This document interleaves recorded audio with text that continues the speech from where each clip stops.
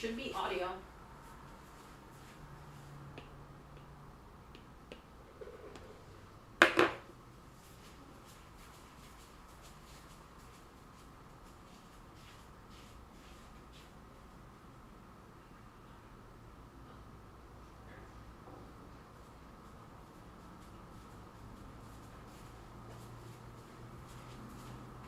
Cool. Test part. So we're ready to go.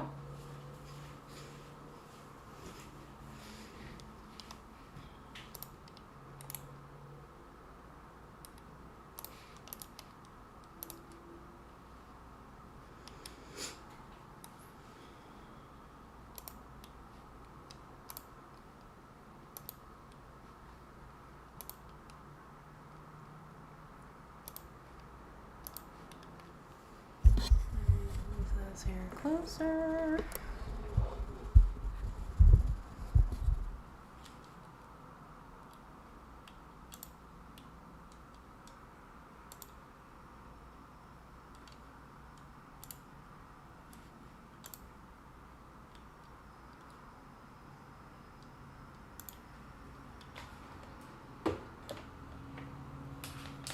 Okay.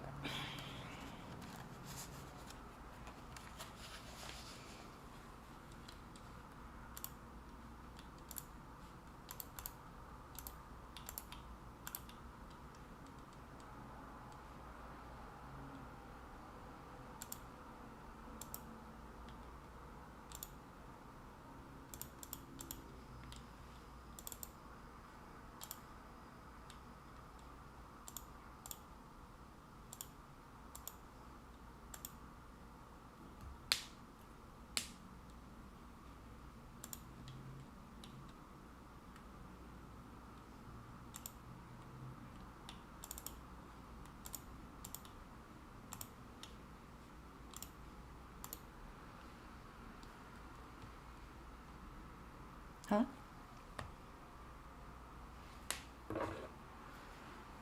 Today I'm doing studies on form. And now that I look at this, I realize how off I am.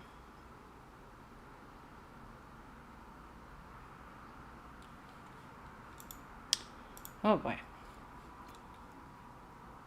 Let's bring up my reference.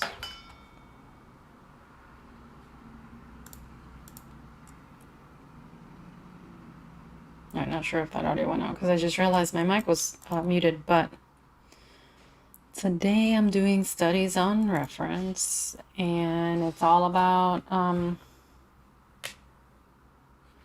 form and structure and 3D composition. And I'm just continuing something I was working on earlier today. So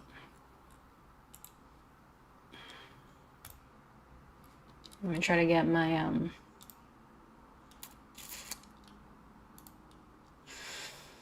my reference on ProRef.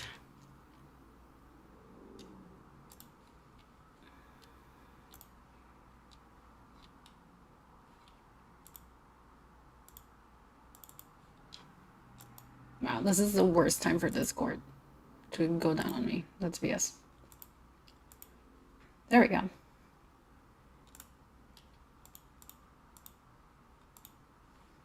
You're hearing audio? No. Oh, man. No. Wait, you mean audio? I thought you meant like feedback. Yes, I'm hearing audio. Oh, so you can hear me. Okay. And I can hear it from my room. Cool. So things are working. And we are streaming right now.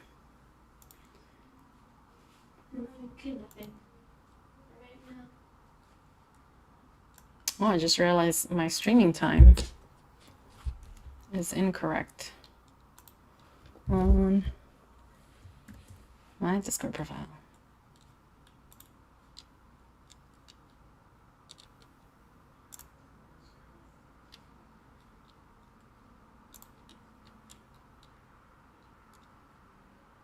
All right. Now to find my reference. So this is just a learning assignment, if you will.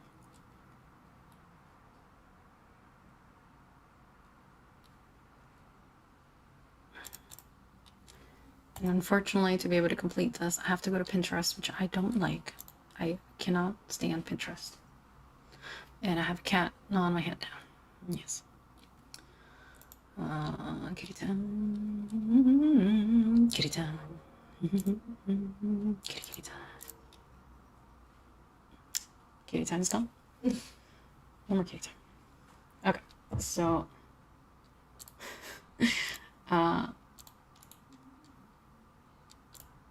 the Satanist. No, that's bad for Satanist. The psychopath that set up the study. I love them. Thought that it would be a great idea to include images from Home Depot to do studying them. And as you can probably see from my study here, I'm a little off on the proportions, which happens, you know. But it's all good. The other one wasn't so bad. This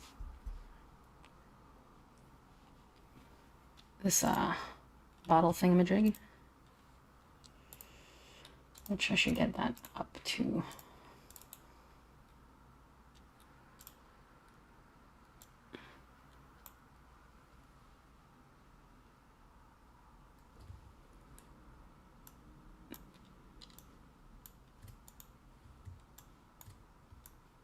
Nope.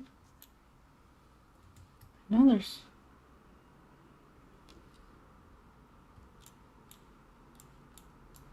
No.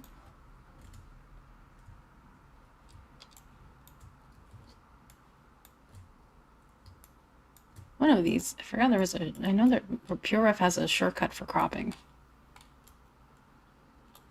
I wish to use that.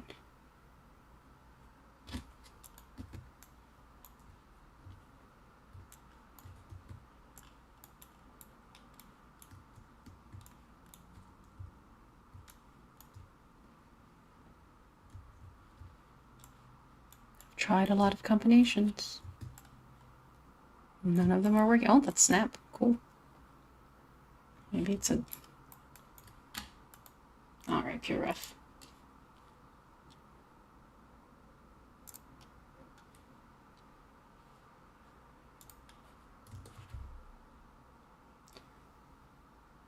Oh,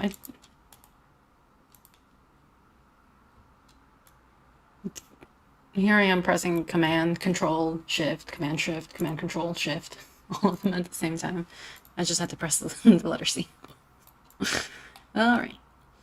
So, here we go. Same thing for this. And this is just so I can adjust and put more images. There's no need to have this many references available like this. Like I don't want the full image. But I'm not going to work on these now because this is in the past. At least 4 hours in the past. So I want to do something new. So I think, no, I don't think you can see.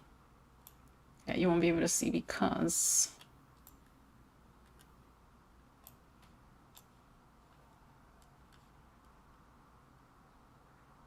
yeah, you won't be able to see because I have PureRef to, you know, designed to sit on top. So let's see. I'm looking for an image here. Oh, this is hard to mess up. I'm gonna pick this. Well, I say it's hard to mess up. I don't think it really is hard to mess up, but I think it's hard to make it look wrong. And what I'm trying to say with that is I'm gonna take the easy way out. But also for a warm-up, which is what I want to do, a warm-up, I think it's okay. There we go. That's a good one. Right? It's okay. There's nothing wrong with taking it easy as a start.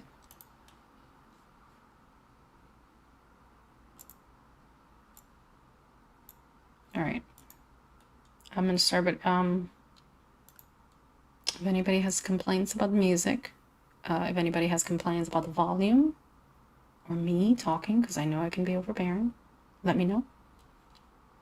I'll make adjustments accordingly. And if you have questions about any of the stuff that I'm working on, or in general, that too, I will answer those questions as well. But I got a pen. I got the pen cap. And I think I'll just add it right here.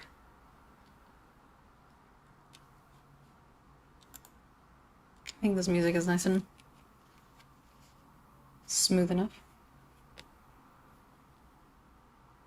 Because I'm gonna start with that little ball there.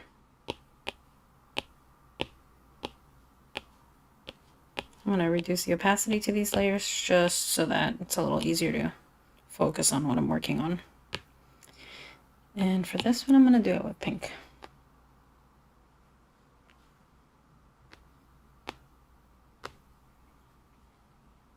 Oh, that's way too bright. Okay, so I'm gonna start with a quick circle. Now you can already tell I'm gonna run out of space vertically, so let me move that. Oh, wrong layer. Good. I'm gonna redo it anyways. There. Now I won't be able to make that same mistake again.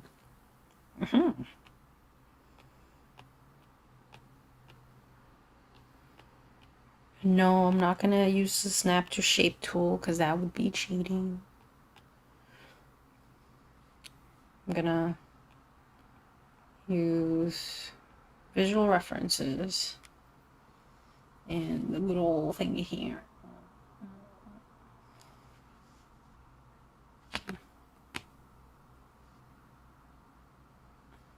This needs to be lighter.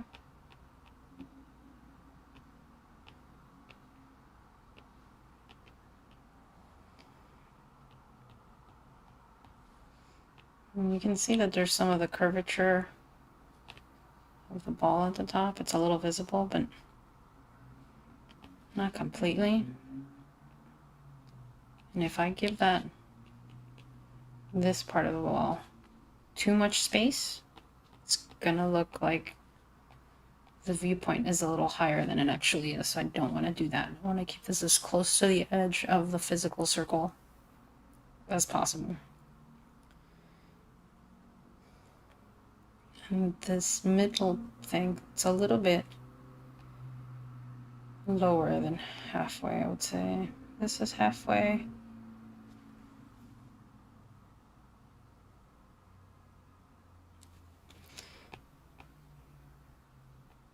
Sort of here. And the width of it looks to be about the same as that of the of that little hole at the top. I would say so. I think so. It's definitely larger than the actual sphere.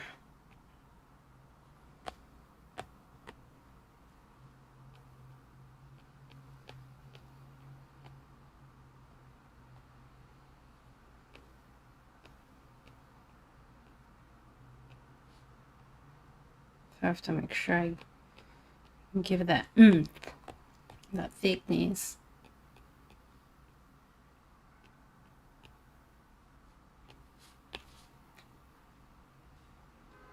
These kind of studies are always so much better to do on traditional media, but I don't think I have my setup right now. Very good setup to be doing that. Maybe next time though. I have to come up with a setup for recording me on Sketchbook. Although I want to do that on the table behind me, which I gotta clean and organize. That's coming.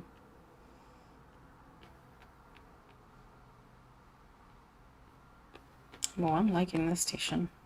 Very nice and relaxed.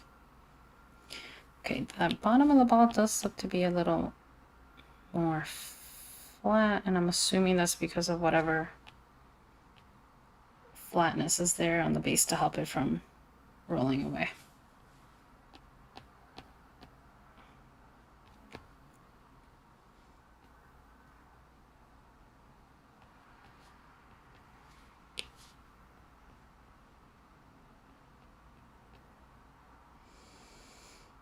feel like I'm giving it more of a roundness here than what it actually has.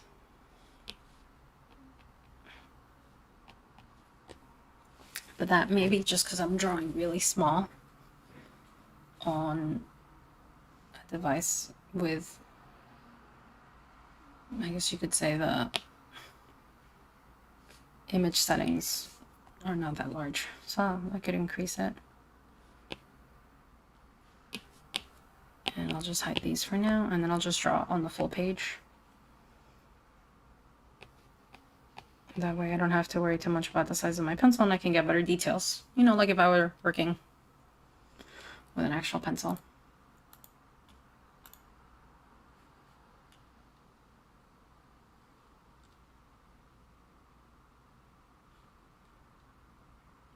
I'm liking this music a lot. Okay, so this starts right about here, and I'm doing that in relation to that hole. It's slightly higher.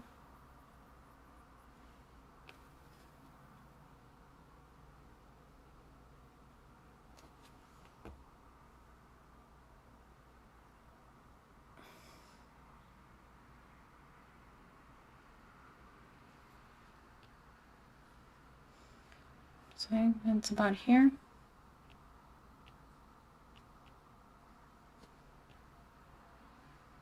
I guess I could do a quick sketch. I'm not good with that. That's something this should be a good practice for. Just doing a quick base sketch just to get the shapes out there. Instead of focusing so much on the entire, like each individual detail. Should try to focus more on the actual shape and getting a general sense of it down.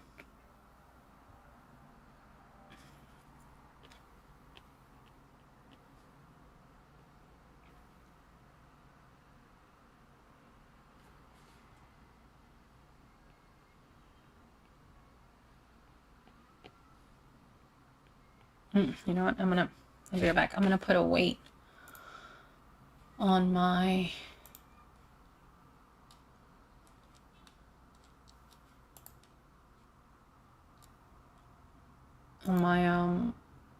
iPad stand, because when I'm doing some of this like sketching, it's kind of wiggling a bit. Not the iPad stand itself, but my table. And I want to keep it from moving around too much. I think that should help. Nothing crazy. I think if I lift this up,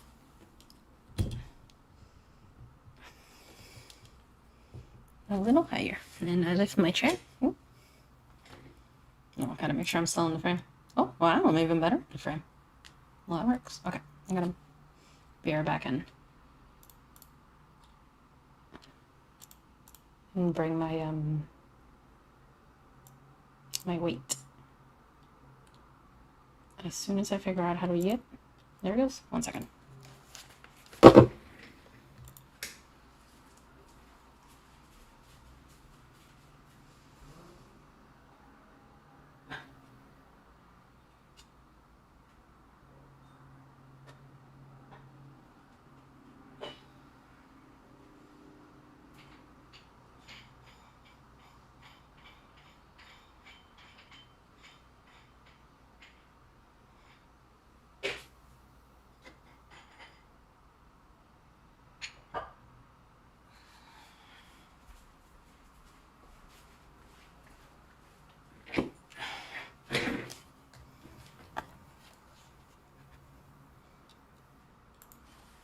Okay.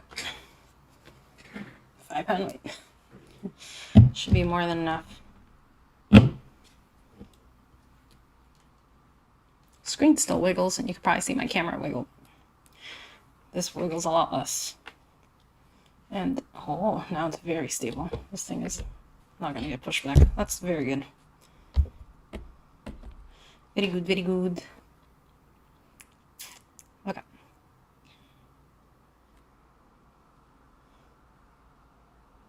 So it looks like the width between this next shape here and this shape here are almost the same width. a little narrower.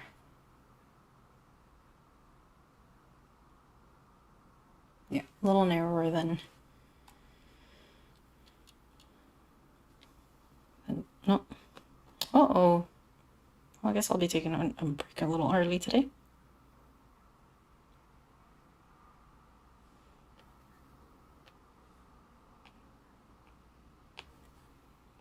Goes here.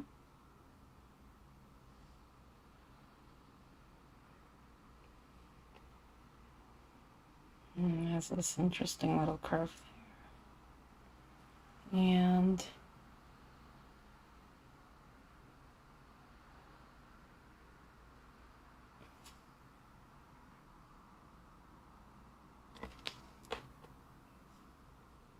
oh. No, I can't see my mark.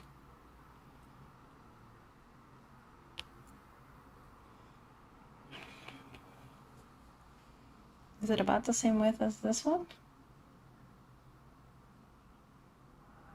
Yeah.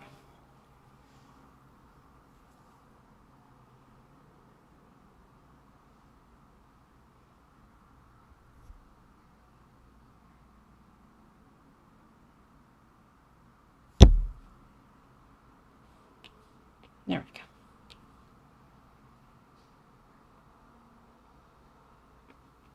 This is very difficult to do, that measuring thing where you... That's a little difficult to do with digital. But it's very fun. And if you don't know how to use that technique, what you're doing, so you're basically using your pencil as a guide right here. I'm putting my nail on it. I'm basically using the edge of this and my nail to measure, or the width of the pencil. And I'm using it as a visual marker here to make sure, oh, okay, this one is this size, this one's that size. And then I move my pencil further away or closer to the iPad till I get the same size. It's just basically a way to compare widths, and then you can also do it for angles.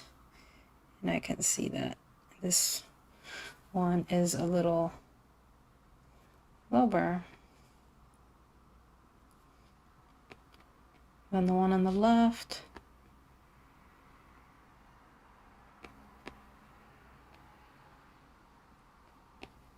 And then, for example, the angle on the side ones,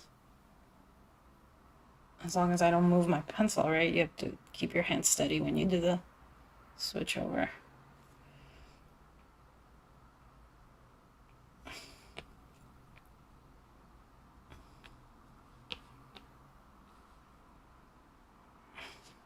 It's mostly used in studies from life. It's a very good way to gauge angles quickly, especially if you don't have a point of reference, or for something like this where each item in the still life is sort of placed in a very ambiguous open space. Doing that sort of angle comparison with your hands will go a long way in helping you sort of gauge angles. It'll never be perfect, and you know what, it is something that you can get much better at in time and practice, but you also need very good depth perception with your eyes to be able to do that.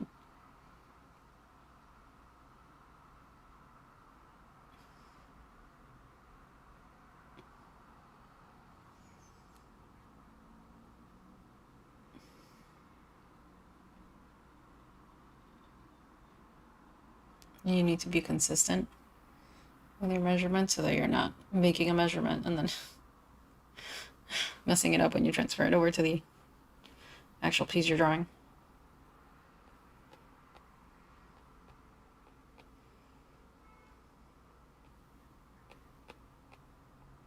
But it's fun. I remember when I first saw it, was probably not even in real life. It's probably a cartoon.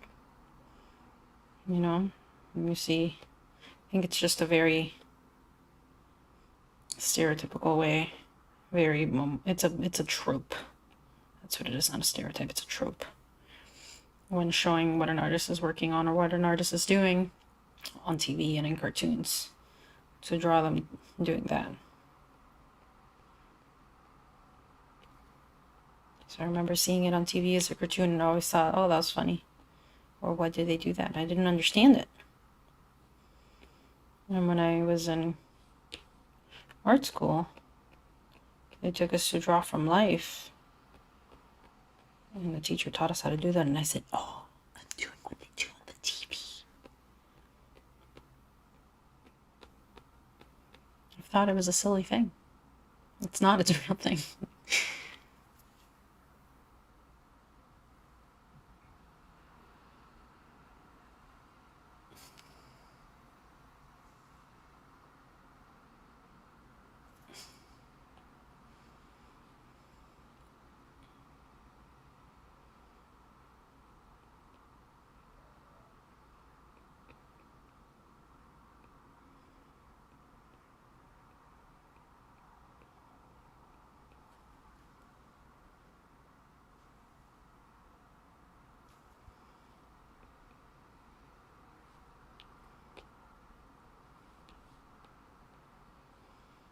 Oh, I'm doing it again. I said I wasn't going to do it, and I'm still doing it. Gotta focus less on the details. Go back to working on the general shape. Okay. I'm going to try really quickly just to sketch these out, just using negative space. I'm going to draw the negative space. And then I'll come back and clip it around.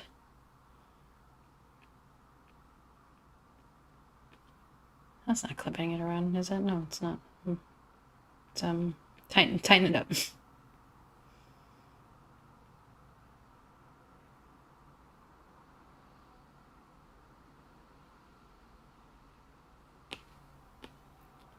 Sure. I don't know what that means, but hey, welcome though.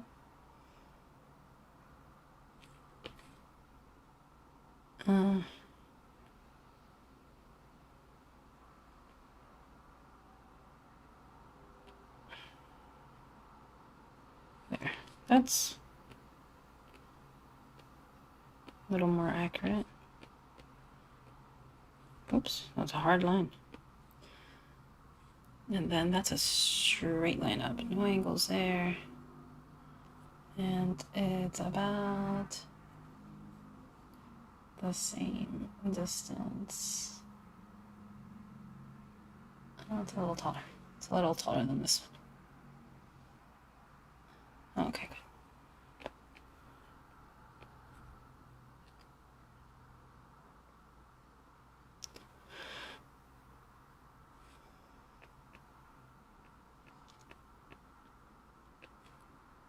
And nothing here.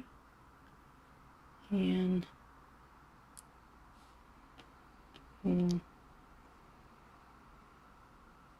seeing that this is about the same distance here-ish. And it's like a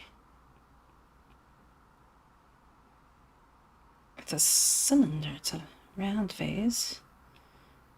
But that curve is very, very gentle. And as I'm saying that, I draw a not so gentle curve. Oh boy. What I'm thinking does not translate to my pencil. Probably because I'm not supposed to be talking to it. I'm supposed to be, thinking it. I keep telling my thing what to do. That's about right. And then this is about the halfway point. Same here.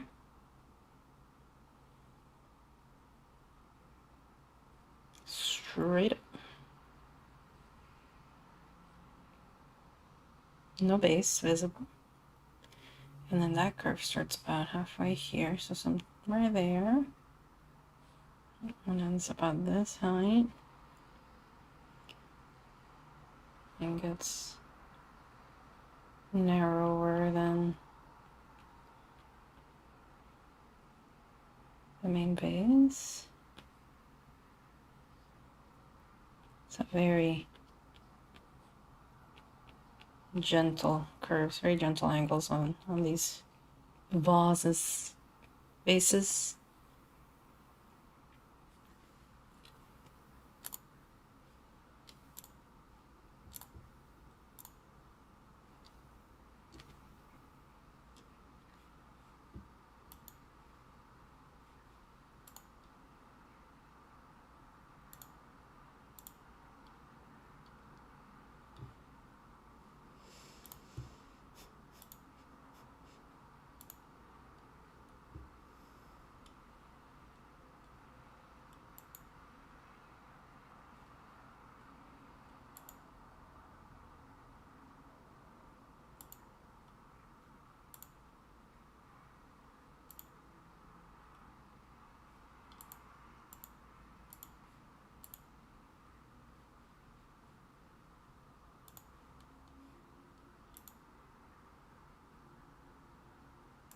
That's not what I want to see.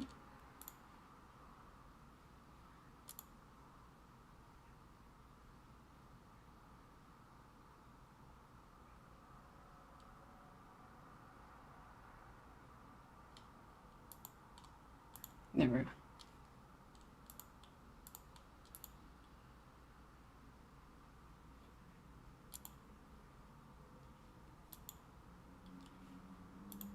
I'm really enjoying this music.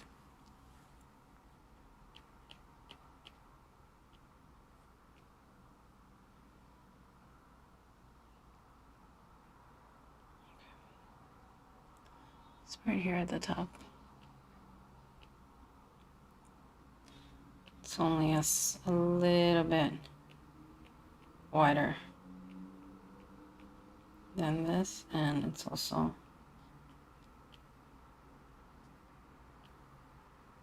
a little. See, it's a little more upward on that angle there. But the width is definitely the same as the narrowest part here on this other curve.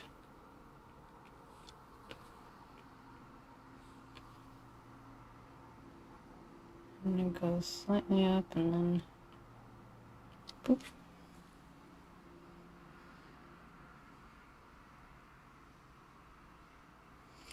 Okay. So this assignment is supposed to be draw the shapes and then using guides to draw the curvature or angles of the shapes.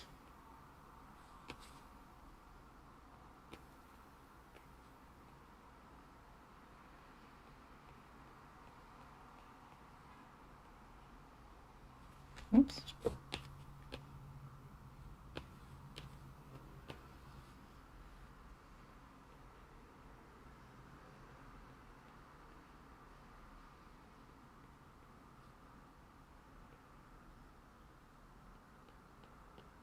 It's going to be a little harder with these because these shapes are so, not the shapes, but the curves on the shapes are so soft.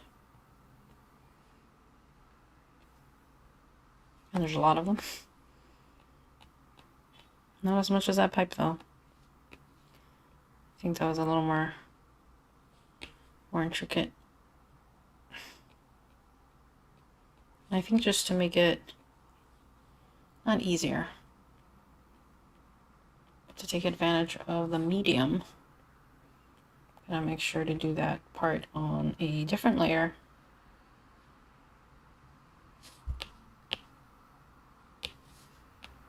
With a different brush size, same brush color. Maybe no, let's do something different. Whatever. If anything, I'll go over it later. So we have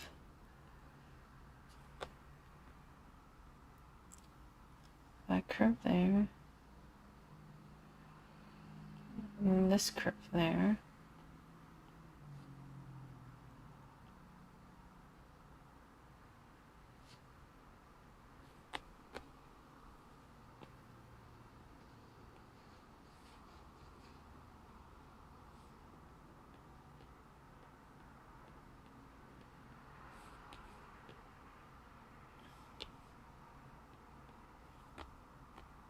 I think just to make it more visually interesting, I'm going to draw the curves that are forward in a darker blue, and the curves that are supposed to be falling back in a lighter blue.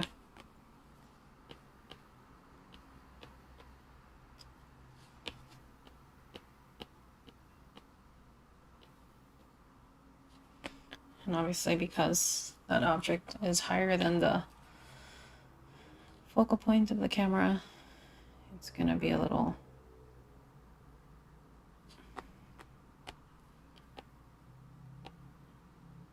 but I think the focal point should be about here. Looks about there.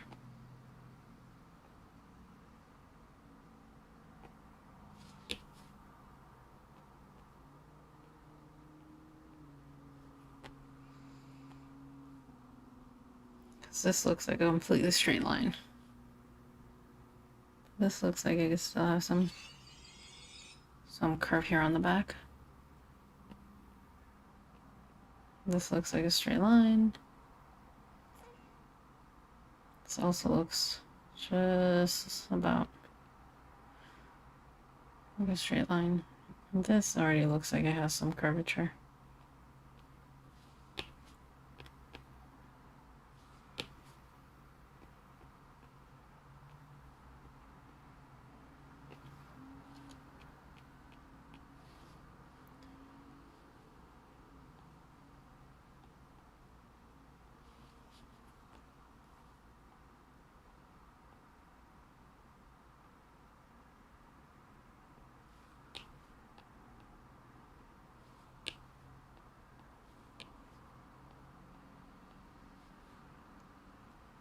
Okay.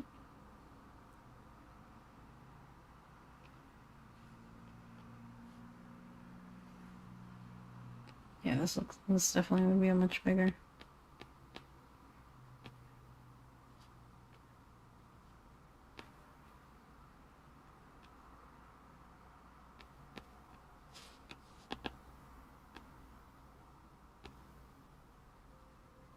There we go.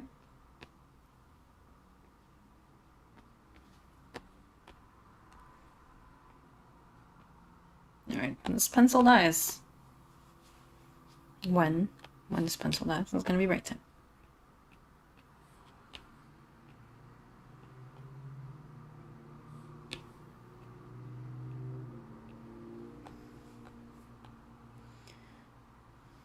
Okay. These are still very narrow.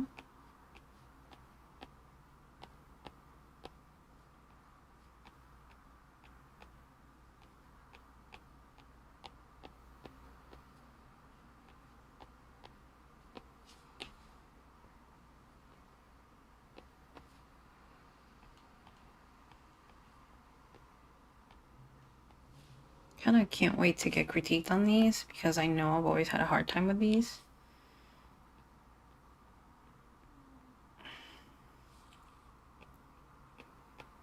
And these sort of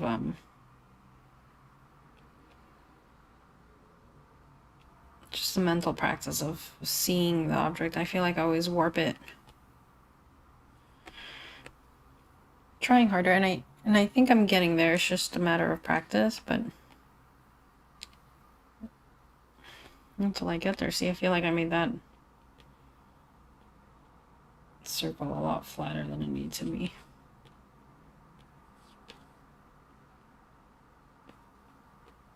There.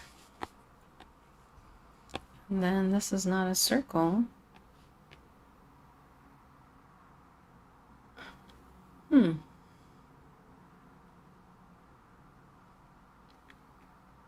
Probably a hexagon.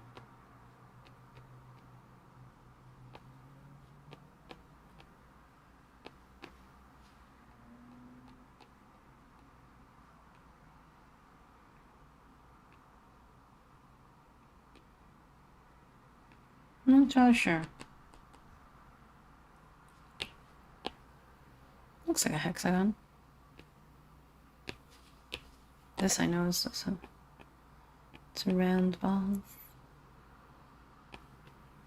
And then this will continue here-ish.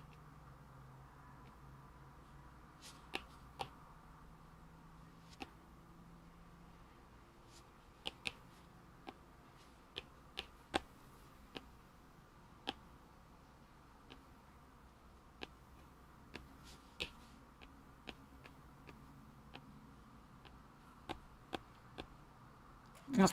And then the rest of the assignment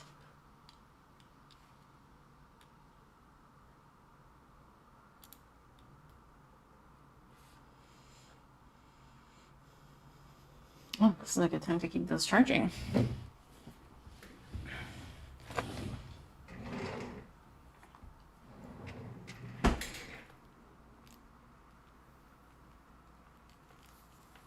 I think, if I recall,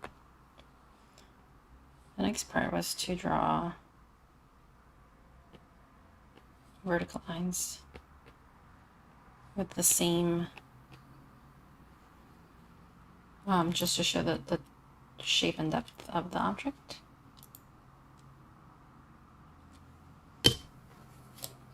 Yep. I'm gonna go around my thingy really quick.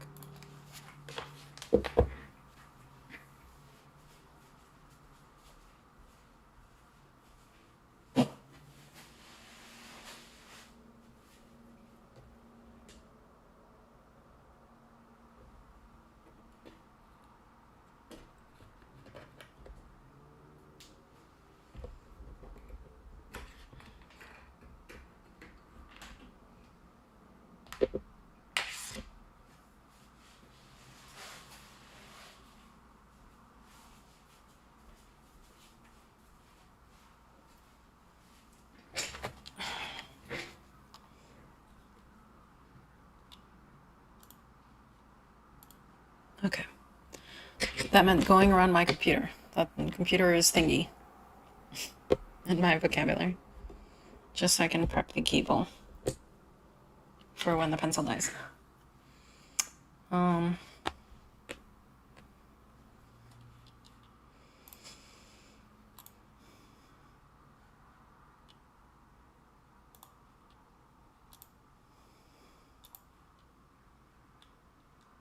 Focusing on forms, follow the guidelines. Exercise improves understanding of three-dimensional objects in space. Define simple real-life objects with contour lines and planes.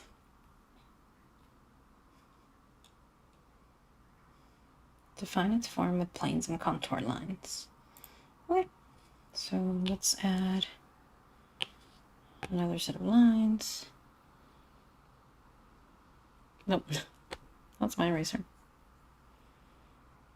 Oh, and you know what I'll do? It crash.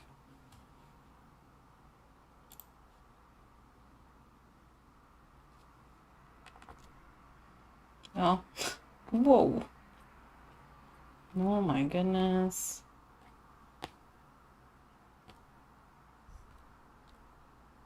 All right, let's, oh, can't even, nope. Let's try restarting Procreate. Well, it's never happened before, to be honest.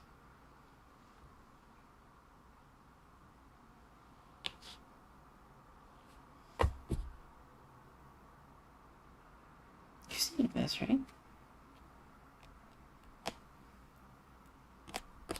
Wow. May have to restart the iPad.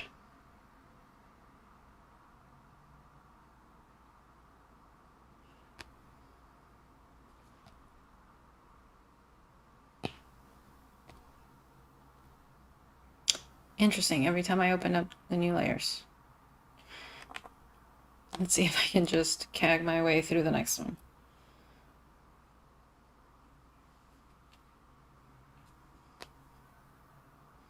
All right. Gonna use my shortcuts then. New layer. Shortcuts. All right, let's do a center. All right, if I was on paper, I would do this with a ruler. So center line, center line.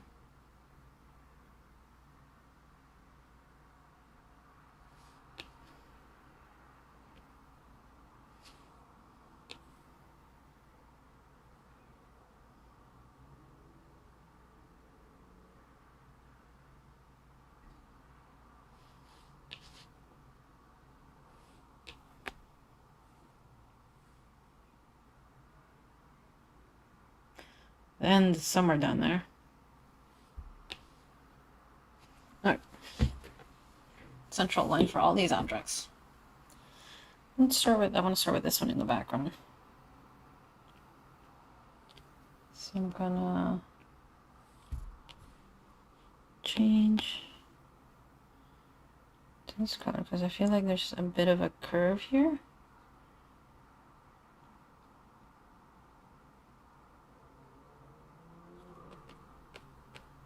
Whenever I'm doing lines for planes, I gotta remember to maintain like a visual distance. So from here to here, the line's gonna start there at the center, and it's gotta match that center. So if you don't do that, then the object loses its shape in such a way. Okay, now I'm not working. I remember to work from the reference too. Lower the size. Actually, I think I might change to a less scraggly pencil. Use my liner. Yeah, it's a little less ambiguous on the edging.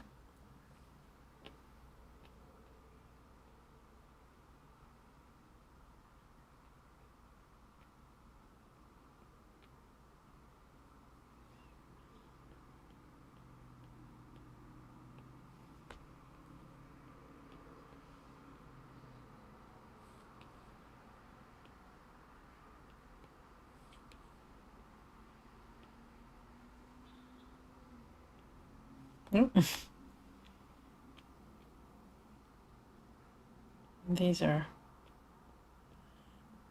very soft. Very soft curves.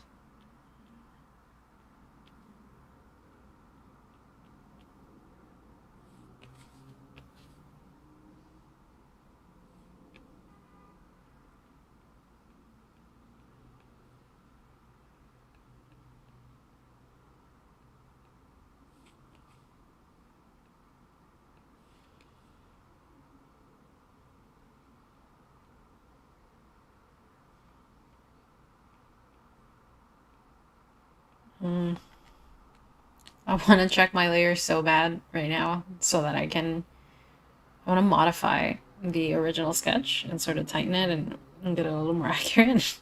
I'm so scared to crash the program again. Okay.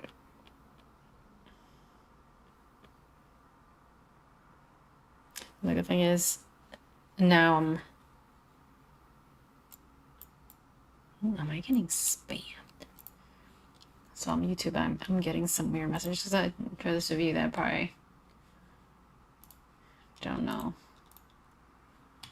and I say for those of you, but there's like but one person on Twitch right now. I'm getting some weird YouTube.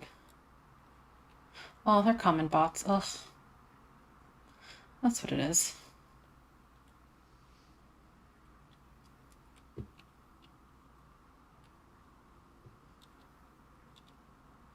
Let's see.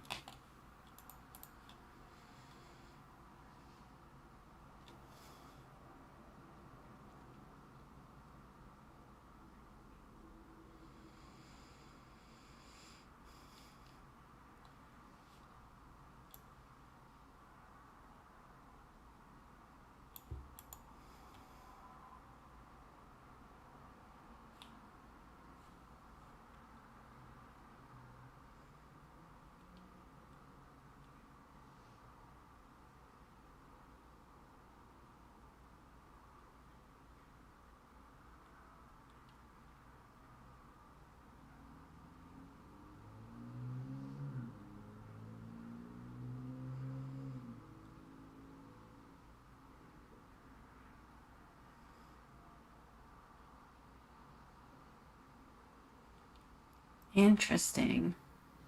Looks like these are some bots running some script. Okay. All right, let's put a pause. Let me put a message here.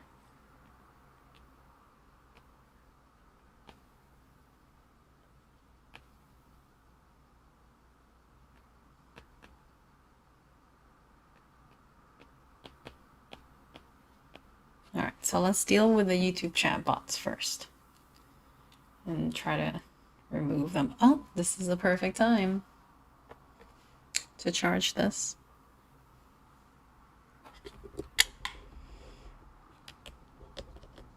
Come on, come on.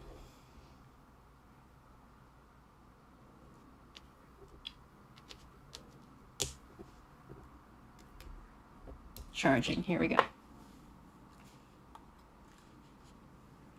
right, I think it'll be a little easier for me to manage these little boogers, that's what they are, they're boogers, because I am on, I'm not streaming directly to YouTube or Twitch. So,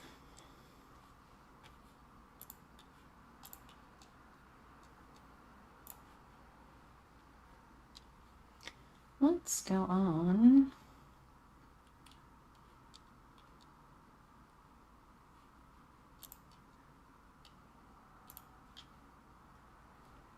Community management. Ooh.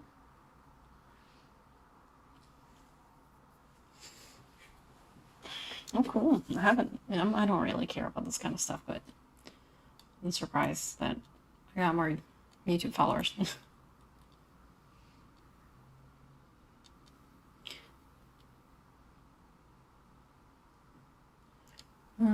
And you know what? It's probably a problem because now I really don't know where to sort of, oh, there we go. Found that.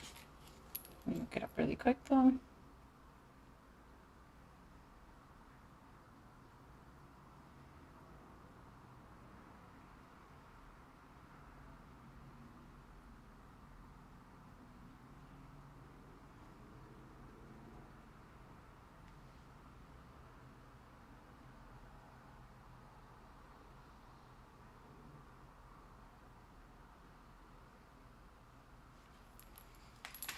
Okay. Likely spam comments are now at the bottom of the page.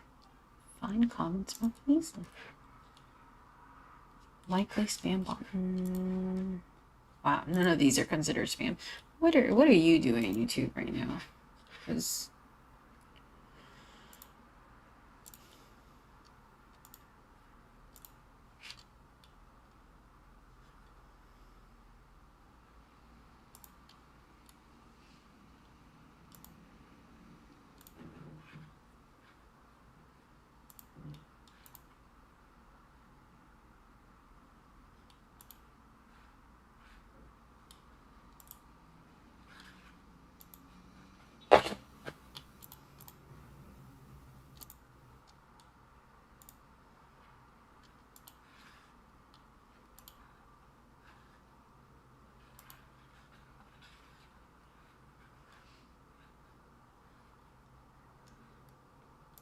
oh, okay, there we go.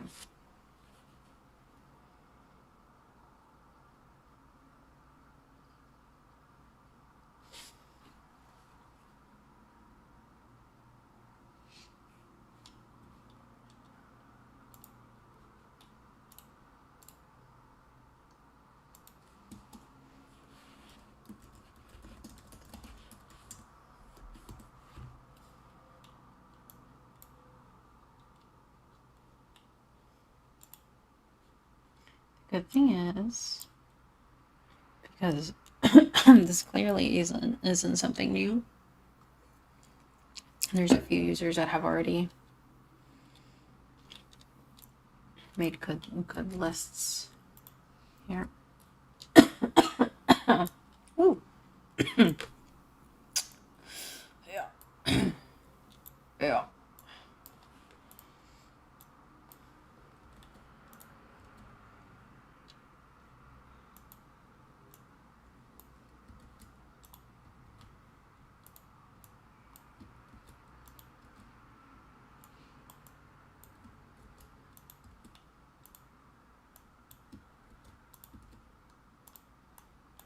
Hmm.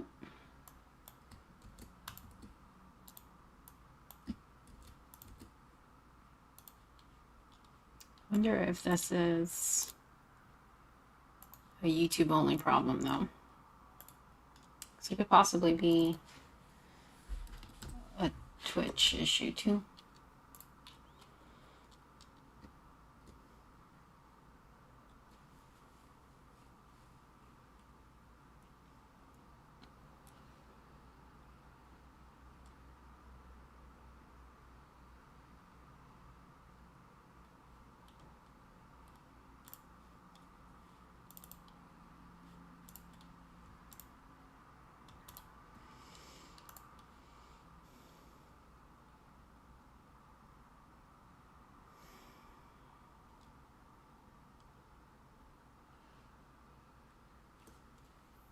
Hmm.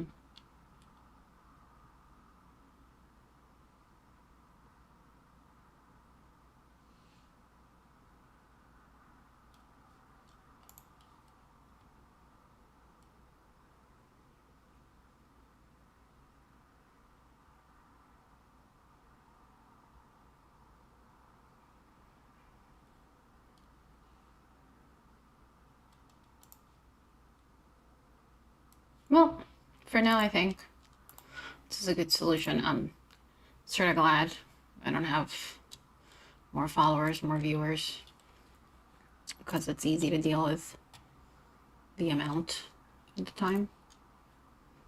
You know, which is it's a good positive to it.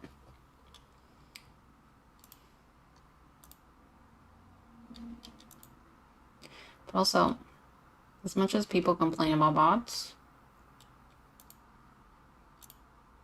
I don't mind it. Similar to the bot issue,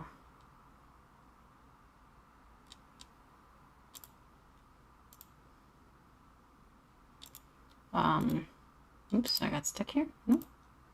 Similar to the bot issue on Instagram, which I know a lot of people complain about it, but you know, it's if the platform considers it an engagement, I'll take it.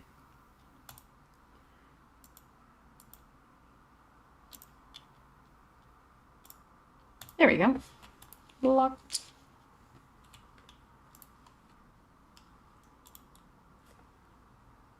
Solutions done. So the bots are blocked, and I'm assuming that means my pencil has had some time to charge too. Yeah, there it goes. So let's undo that. Let's get back to doing this assignment. So just gonna try to finish this really quick because I do want to work on some commissions which are adorable. I am being commissioned to work with I have a very good friend of mine from high school, no, not high school, college, which if anybody ever tells you that art school is a scam, believe them. It's a bit of a scam, depending on the school, to be honest. Like, I'm not, it's, nothing's absolute. Going to art school is fun. There's a lot of experiences. Some people need that sort of environment to be able to learn and to get anywhere. But I think the best part of art school for me, personally, as a person, has been just, you know, getting connections, learning how to deal with difficult people. I didn't really have a job as a kid growing up. know, not everybody has those sorts of experiences, so at least for me, it was a good way of dealing with difficult people. Whereas in a high school setting, I think you're a little more protected. And in college, you're kind of like thrown into the wolves. I didn't go away for college. I went to school locally, but it was still not in a very sheltered setting. So it's actually in downtown Miami. So it was a pretty cool experience because every time I would leave class, everybody was like living their life and doing stuff that mattered. And I always felt like people were, busy doing important things. So it was pretty interesting to go to school in a setting like that. I personally enjoyed it a lot. Even though I hated the actual school, and they're great school though, but it's not, I learned fine art. It's just not my thing. So that's a positive. Okay. What was I saying? Okay, my friend. So, a friend of mine that I met in school there, it's probably the only person that I know that actually made it and went and did what she went to school for. She does graphic design, has her own company, very accomplished graphic designer. And from time to time she'll have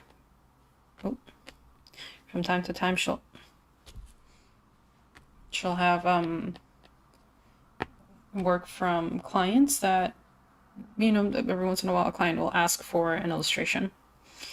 And when that happens, she taps my shoulder and says, "Hey, buddy." She winks at me sensually, and I can't say no.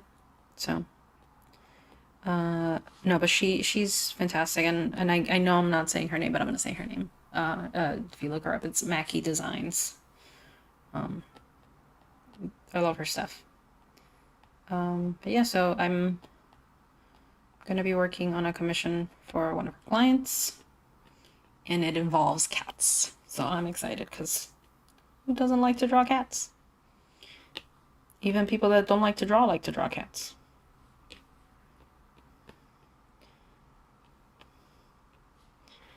So I think I'm just gonna work on this a little longer. And I'm gonna get started on my cat commission, which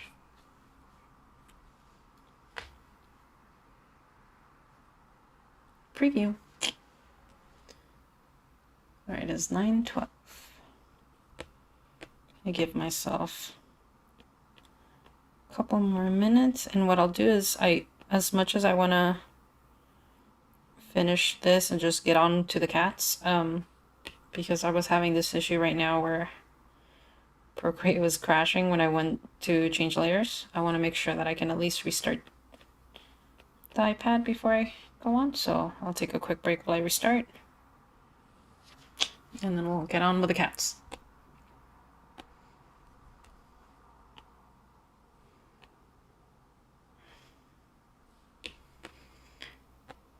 For those of you that probably joined when I was in fierce battle against those YouTube booger bots, drawing shapes because this is part of an assignment to help practice 3D placement, and I'm going to read straight from the assignment.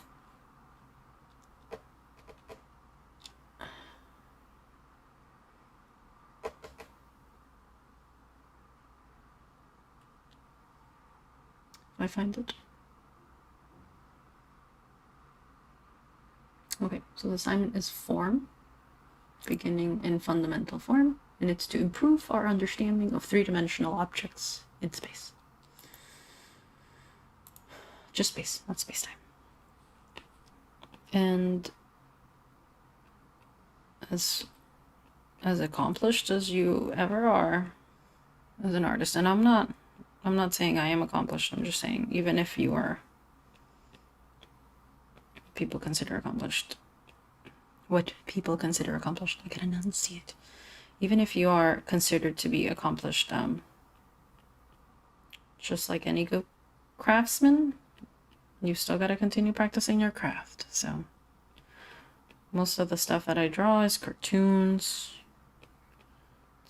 you know, illustrations on a flat 2D space. But you take the knowledge from these sort of studies into that, and it makes a difference into your work.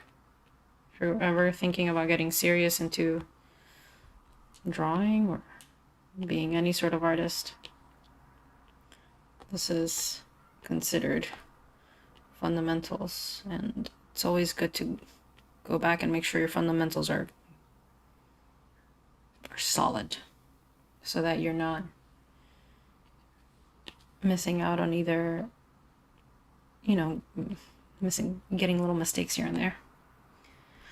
Now I've saved the best for last. This is the most complicated shape here.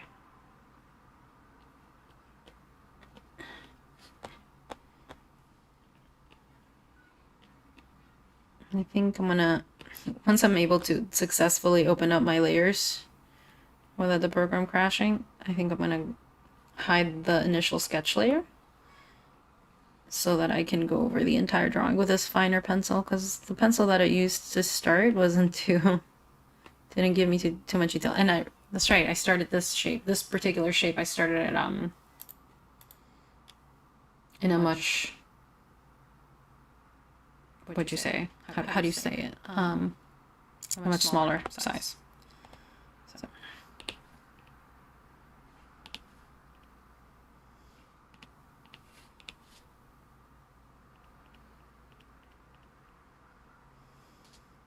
Something just moved. I have no idea what, but something just moved.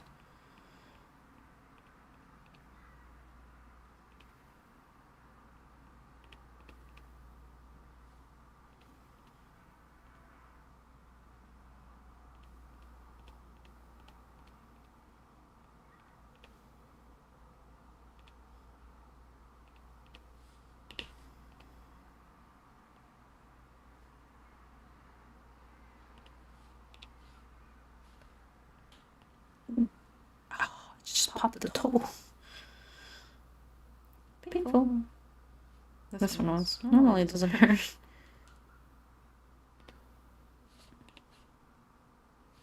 Oh, I wish I could see this little portion better. I mean, the cyan helps, but...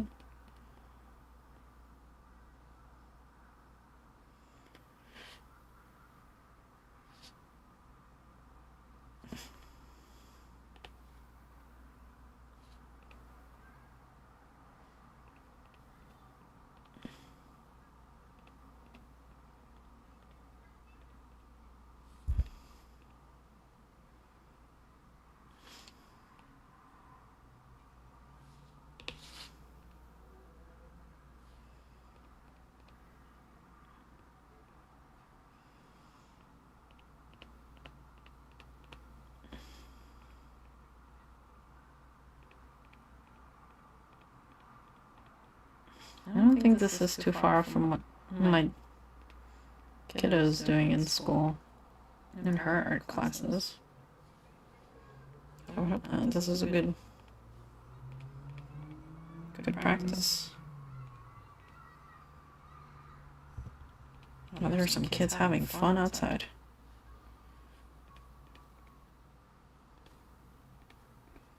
Do miss that. Listening to kids running, yelling. If anybody has seen Kung Pao, there's this it's a very stupid movie. Very stupid movie. There's a part where it's a movie that's sort of like a collage of movies, old Chinese kung fu movies or martial arts movies. It could be Japanese. I don't know. I think there's more than one movie being referenced in it. But in the movie, there's a scene where there's children running, and the kids are dubbed as yelling, "We're children, we're children." Cracks me up every time. Every time I walk by children yelling and screaming, I think of them yelling, "We're children, we're children." Because that's what kids would yell. Makes sense?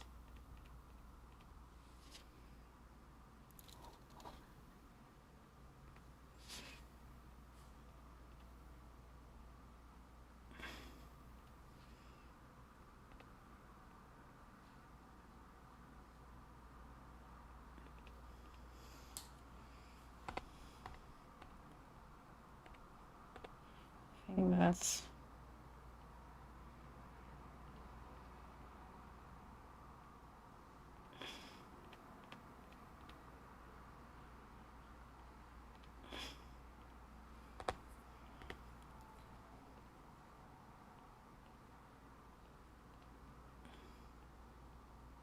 I think I made this hole a little too wide, because now that I have these planes drawn, I can tell that it's not in the right angle, not in the correct angle.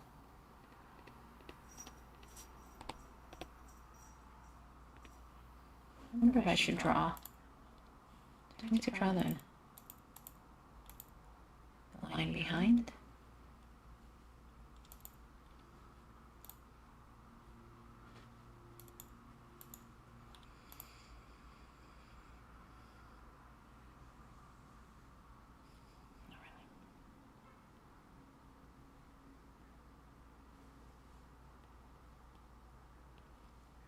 Oh, it's 9:21. Okay, so shall erase this one. Let's see first if I can. I'm gonna put the pen back to charge. Let's see first.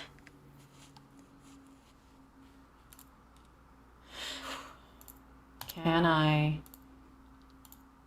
Oh, six.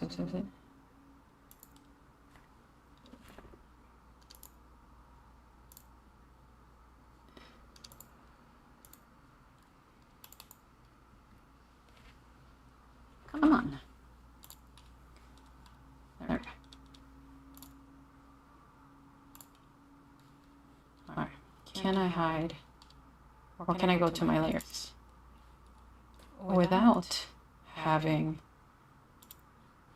the app crash? Fingers crossed.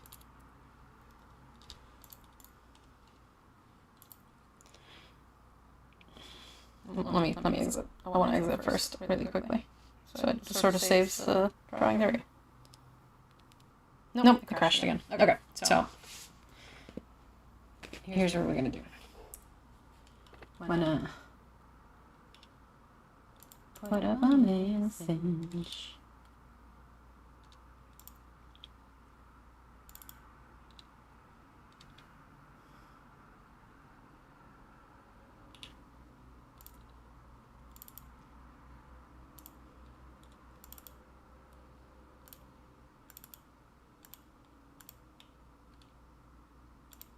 And there it is. Scrolling with us.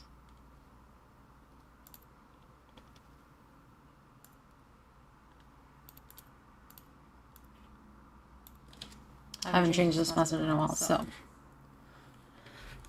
let's update it. I am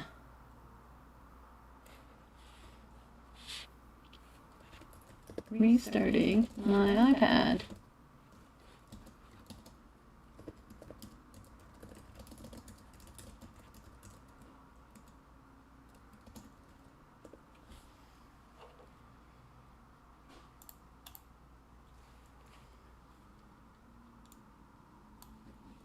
In the meantime, I think I'm going to put some videos to play.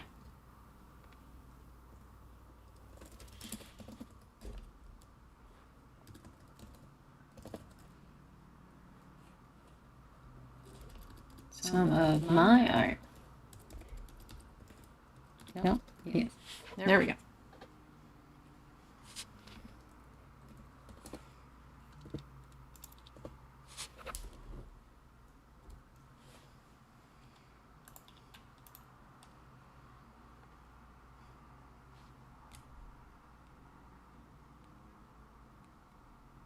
Oh, that's right, it crashed. I'm like wondering what was happening. Okay.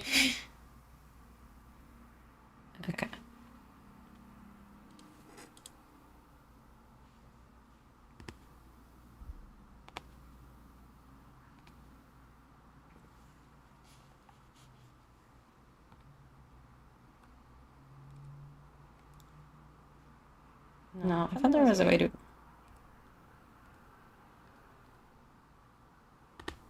view it as no.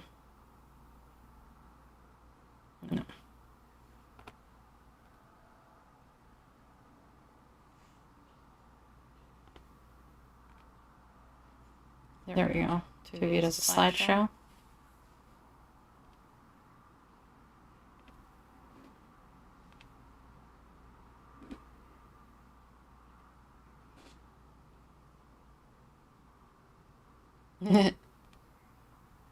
It's a mural, which I haven't finished yet. Fortunately, got affected by the holidays and personal emergencies for some of the coordinators at the site, but should be finishing it this weekend, hopefully. Fingers crossed.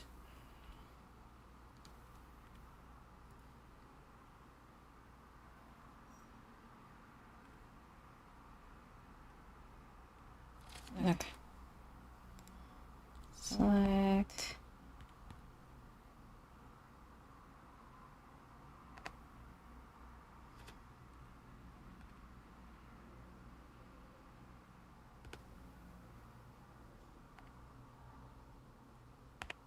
No, okay, the end just ended up outside, I guess.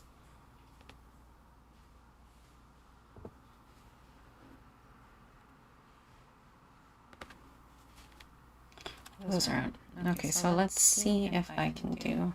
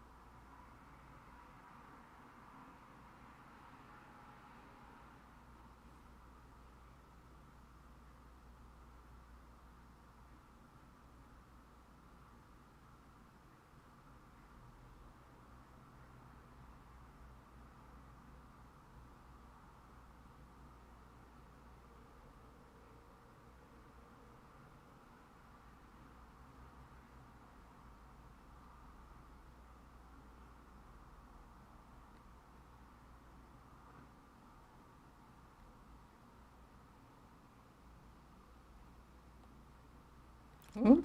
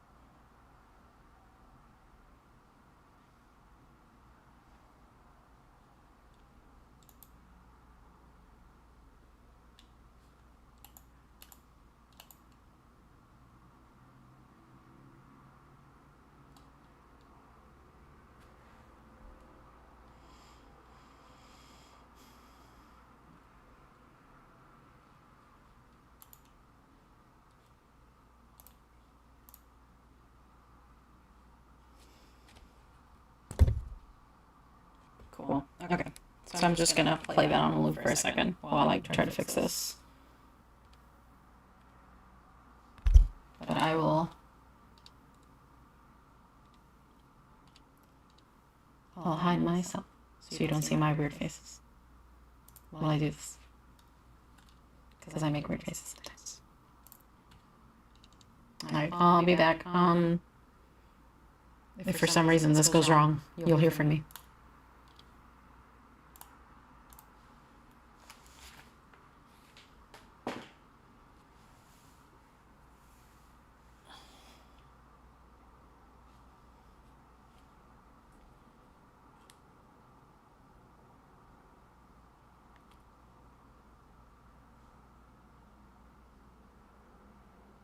Okay.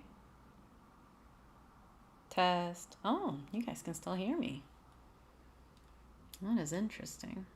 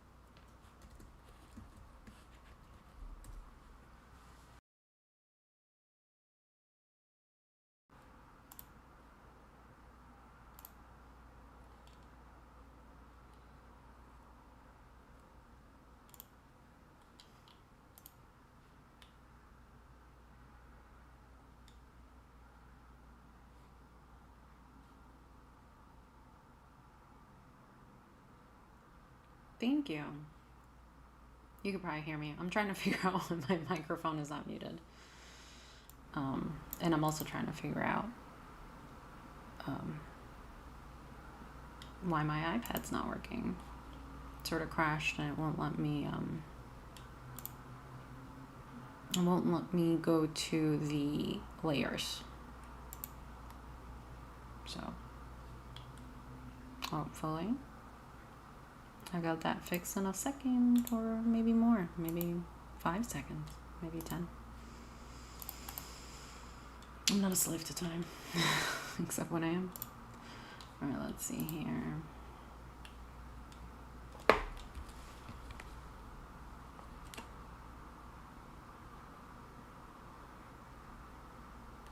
All right, iPad's turning back on.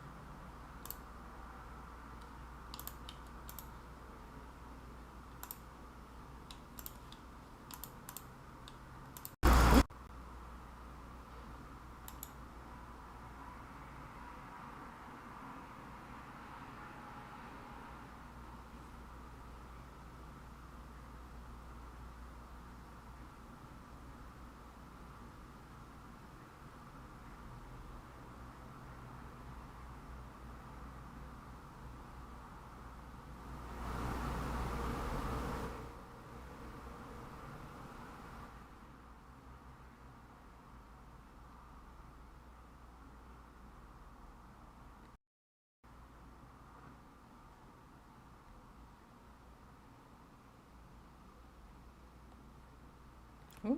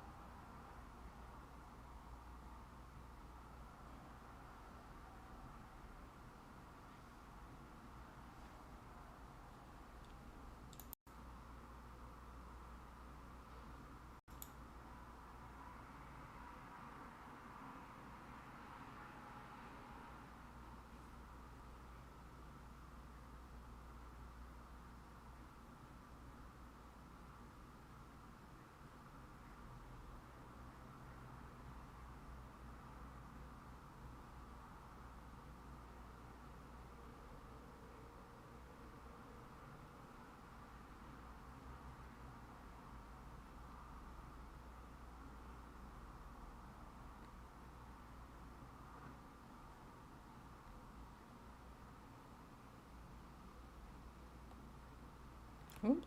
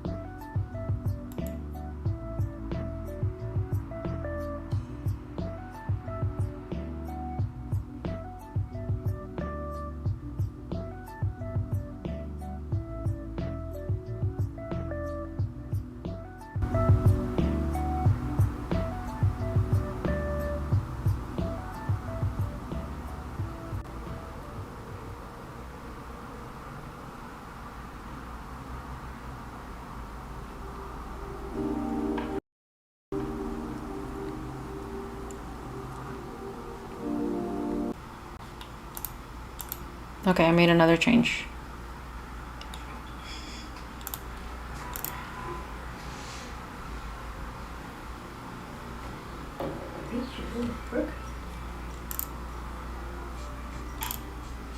Okay, go and try it now. Go and see if you hear it now.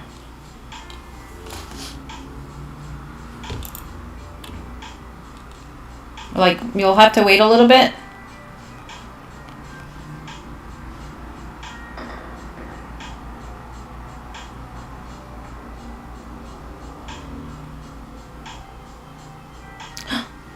Okay, cool. So, interesting.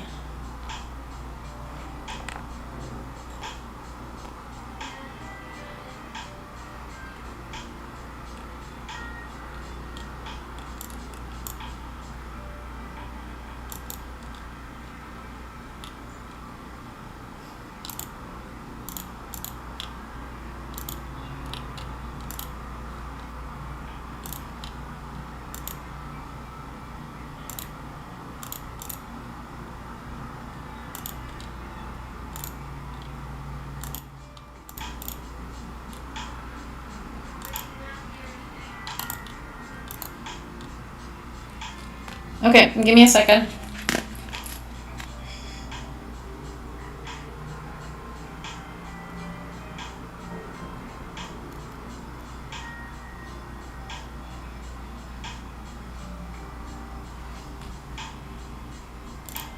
Let me tell you, you want to be successful, you gotta hustle.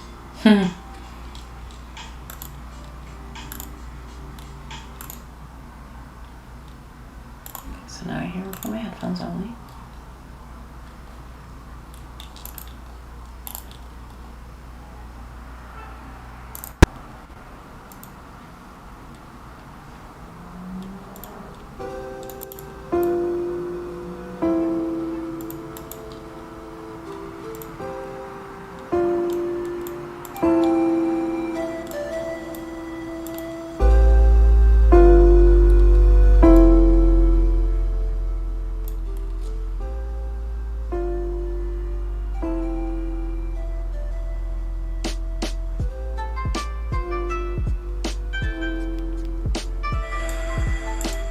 Yeah, it's something over there because I can hear it on my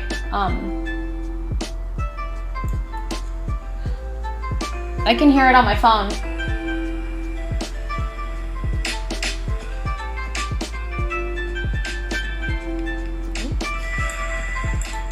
Yeah, it's something over there because I can hear it on my Can definitely hear it on my phone. I can hear it on my phone.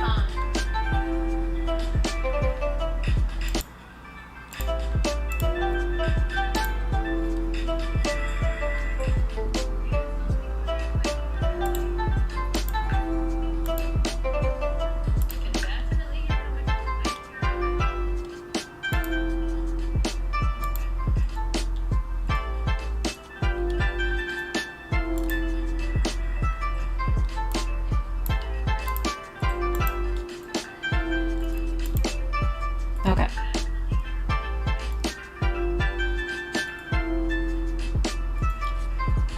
So for some reason, it does look like I am picking up two audio sources.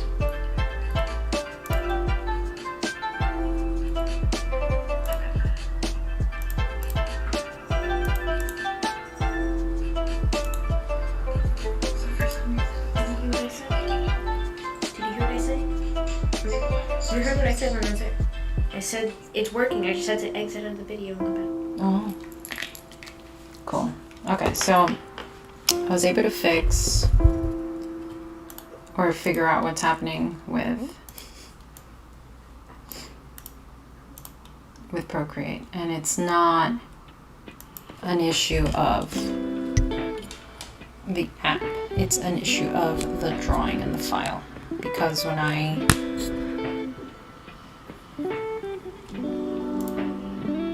tried it with a different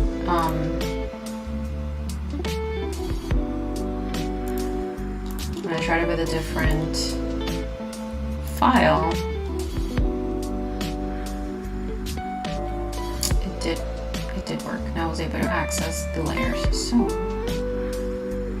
what I'm gonna have to do is just get started on working on some cats. Which I guess is good. So let me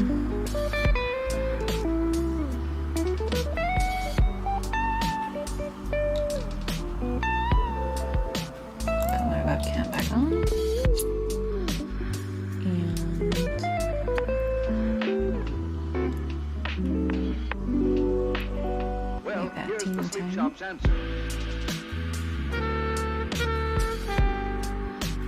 Guess I could put that.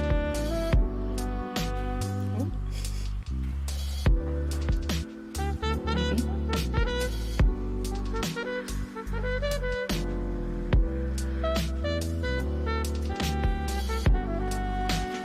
Well, here's the sweet shop's answer.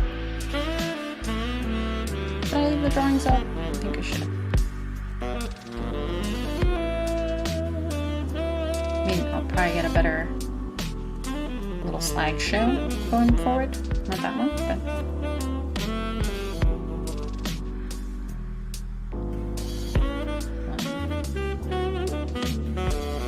Actually, not gonna save this one. So I'll do a better one next time. You guys deserve better because I can do better. So I'm not gonna take the slow way out. I'm not gonna be cheap. I'm lazy about it. I'll get some primo illustrations.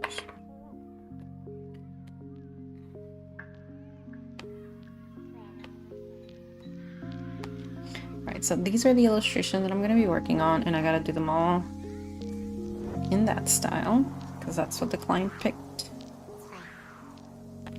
And I was done with my inking brushes, but I'm gonna do it on a bigger size, and I think I'm gonna aim for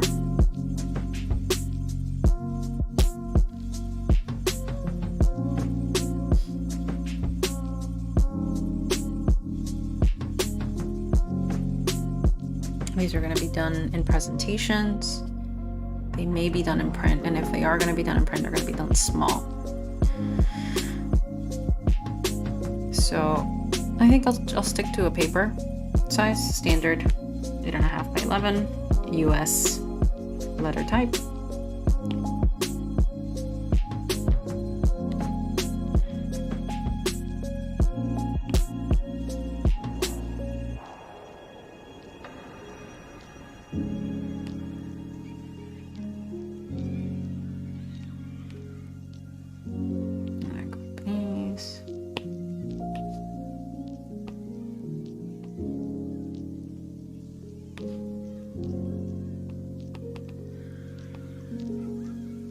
Wow, I got it. Ooh, we got that one too.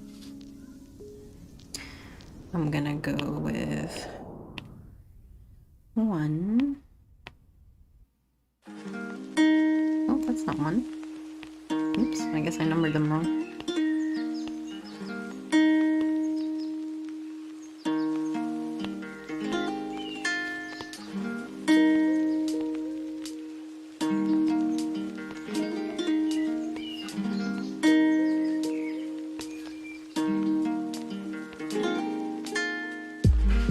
No, that's not 3. That's 2. Okay. There. Okay. So I'm gonna go with this one. And I want to keep the description labels because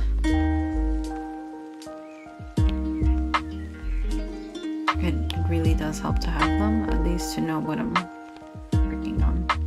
So I think I'll keep those in this folder for now. And I'm gonna duplicate this one. No, I figured.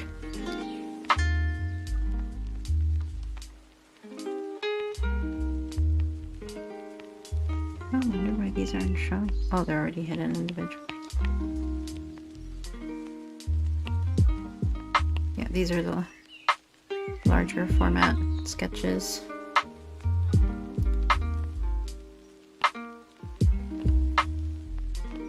I'm gonna move this to that folder. Oh, I think I moved another one. So there's only 3 here, and there's supposed to be 5. Sideways, lower, stretch forward. And raised, held up.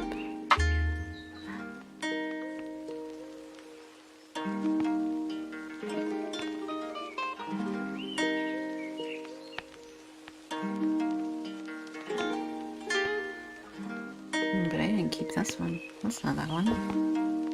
Maybe that's the one I went through. I have moved that layer when I was doing my final, because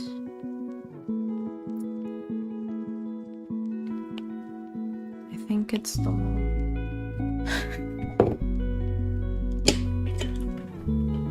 I think it's the one that I used here.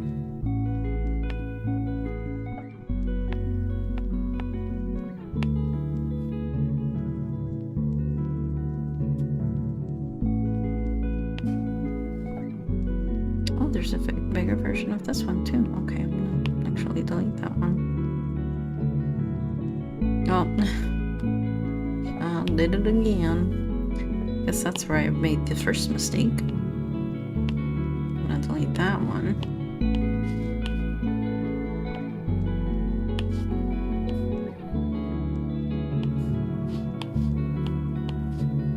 That's a 1. Okay. I think what I may have done is when I did that one, I put the sketch in this group to be able to trace it and then to outline it. And I may have deleted it after I did it. And I'm gonna delete this smaller version because I'm not gonna need it. I'm gonna delete that one because that's just a line layer. Those are the labels.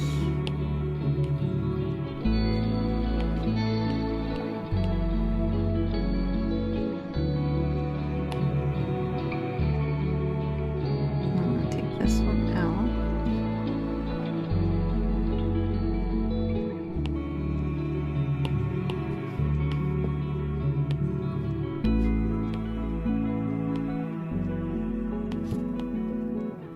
And these were the rejected ones.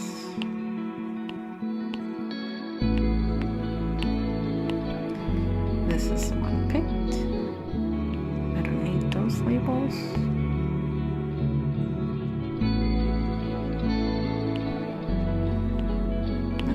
Later.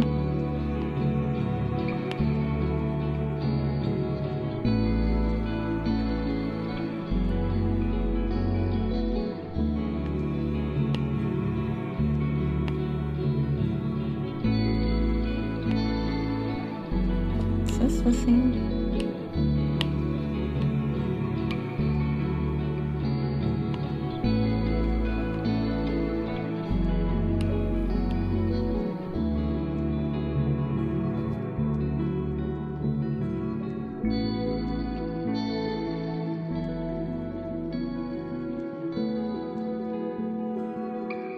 I think this may be the same as this other face, but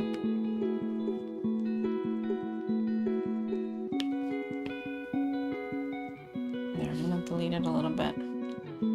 I'll erase it there so that I can use it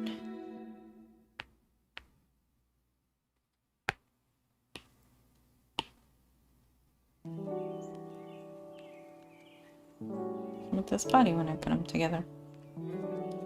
And then I'll hide these and make a copy of this one.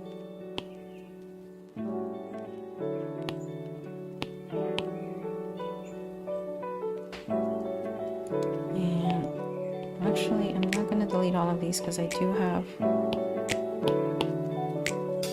those extras that I want to keep for reference. There's just other faces that I drew just in case. But I'm gonna keep.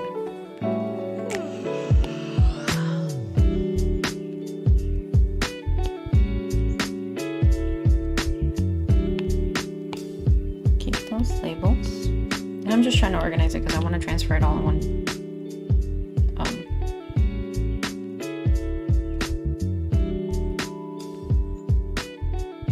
flat image. I don't want to do individual layers.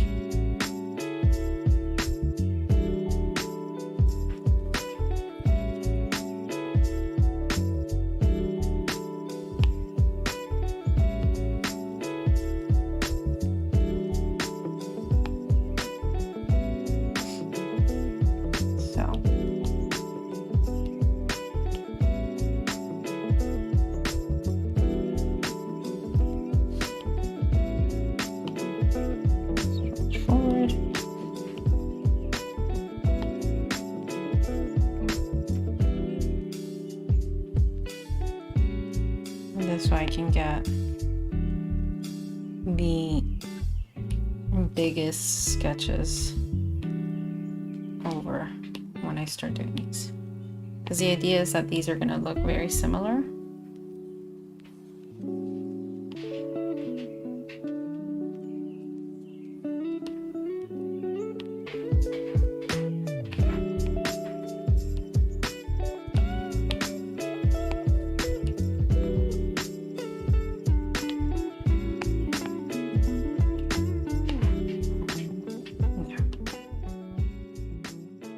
Yeah, I think it was the same. That's the original sketch that I got that from.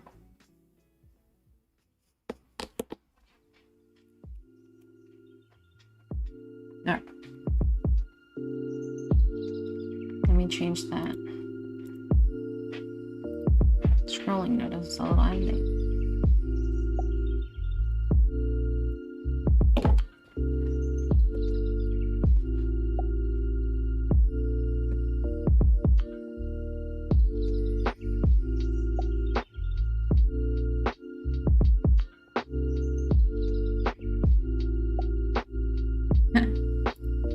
I'm so far.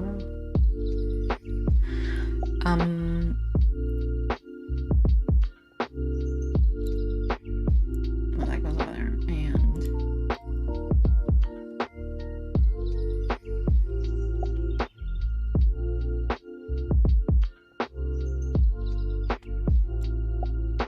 erase because I already do have a new schedule, which is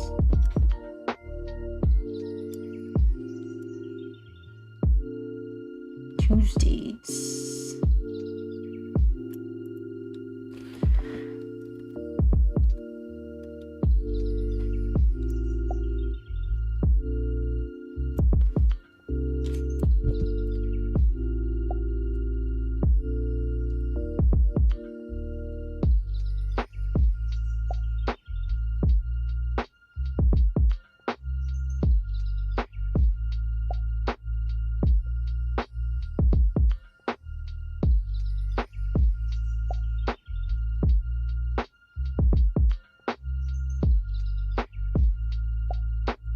Boy, I hope that looks centered.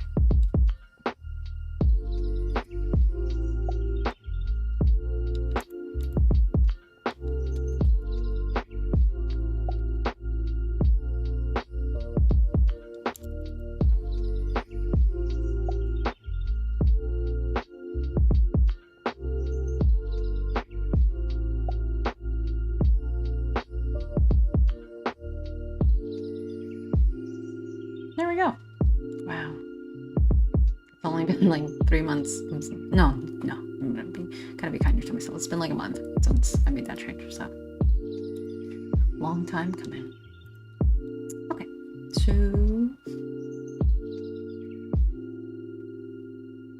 I got the kitty faces. And gonna save this reference page from PureRef that I was using.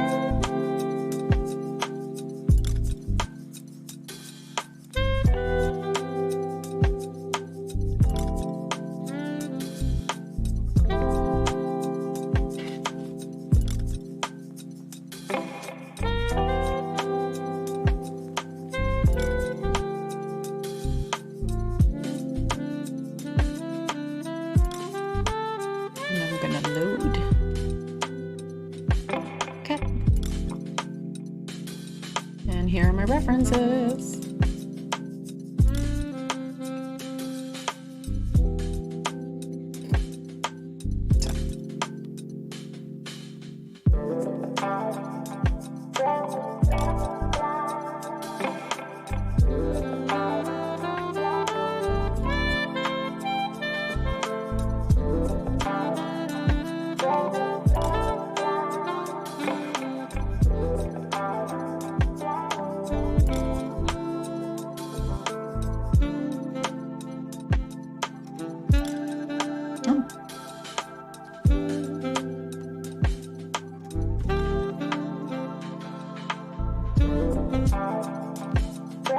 I have to select the individual here.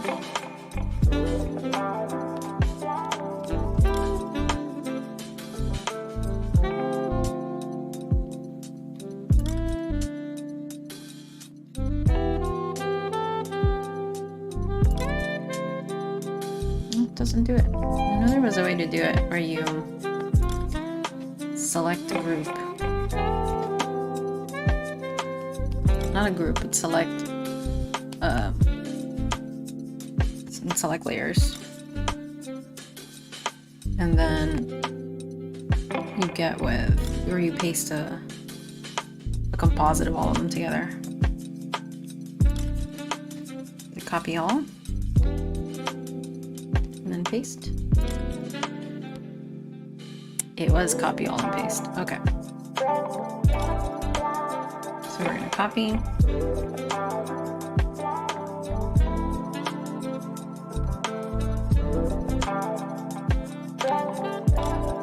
Here we're gonna paste. I had a feeling it may have been. Oh no, it's a 6.5. Oh, 6 by 9.5. So now I'm gonna paste it here. There we go. Oh, wasn't too far off from a good size. Hi! Thank you. Thank you. No, I had. Oh no, I had turned them on. I had pings for messages so that I can see when people are telling me stuff, but I had to mute it so that it wouldn't come out on the audio thing. But thank you. Okay. So, commission cats. And I am gonna redo this one, even though it's pretty much in a good, close to what the final one's gonna be, but I do want it to be a little neater and a little bit of a toiter line. So I'm using my rough ink pens. Rough ink is what I said, by the way.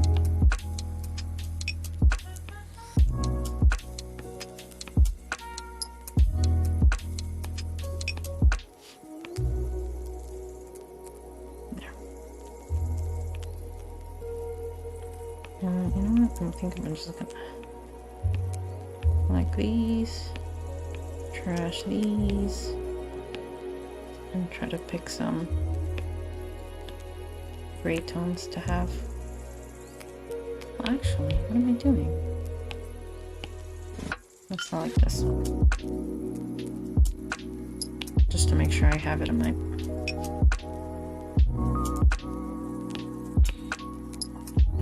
It may have been the same exact color. Okay, let's see.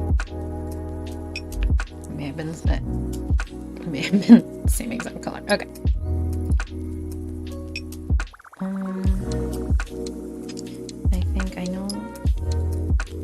This was more of a personal request from my friend. She wanted to know if I could do a pink nose, because that'd be cute. I know I kept it limited to a couple colors. Come on, how could I not do a cute little kitty cat without a little cute pink nose? I have to. Alright. I'm gonna pick. I don't like to use super dark black.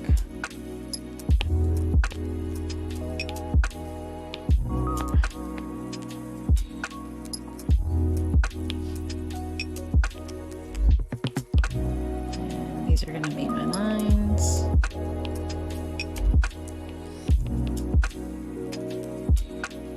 This is gonna be sketch layer.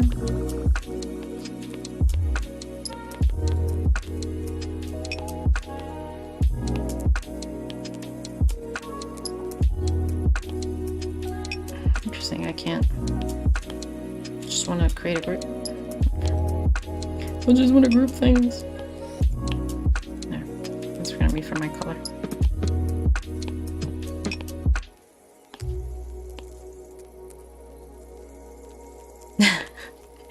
They didn't catch that one. Okay. Yeah, there we go. Okay. So, tapered rough ink. I'm on the right layer. Everything's fine. Cool. Good. Alright, I'm actually going to start with... Oh, actually, let me...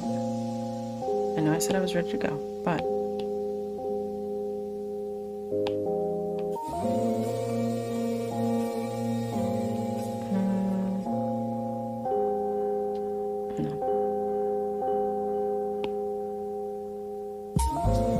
It's hard sometimes to pick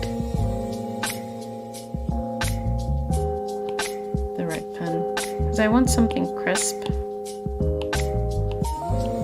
Oh, I'm gonna go with this one, but I may start with my blunt end pen.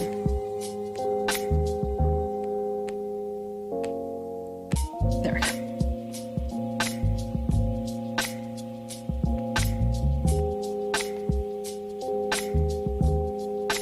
See, this is where I need to look at reference just to make sure I know what I'm doing.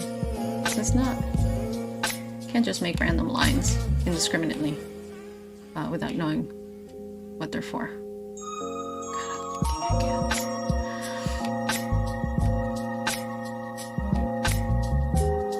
I'm thinking I looked so hard for this sort of profile just to get a good idea of what it looks like, but it wasn't really able to get anything worthwhile.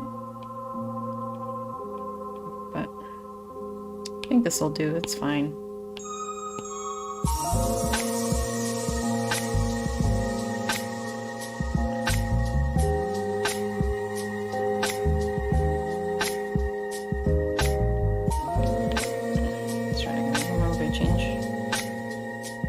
My eraser.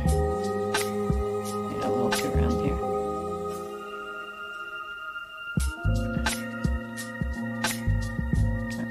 I'm getting too nitpicky here about the nose. There's a bunch of other stuff here to do. Okay.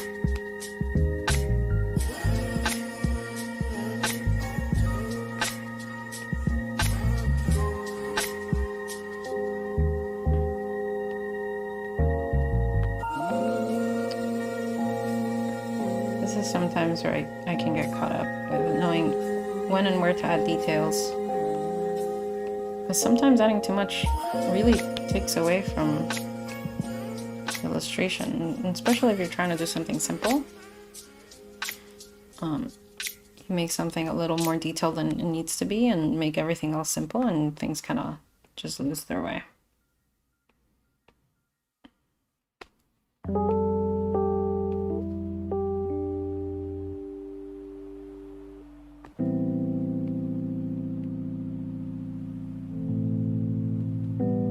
And this is where I'm back at it. What's that? It's a short-haired cat. So I'm trying to draw every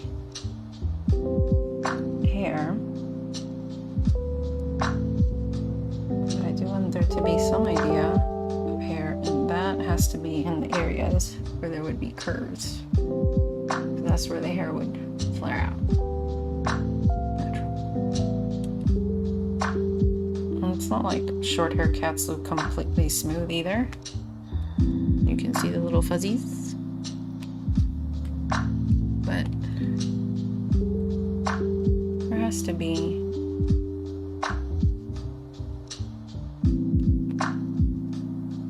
some form of hair, at least in what I'm doing. I don't want it to look like too much of a cartoon because this is supposed to be for instructional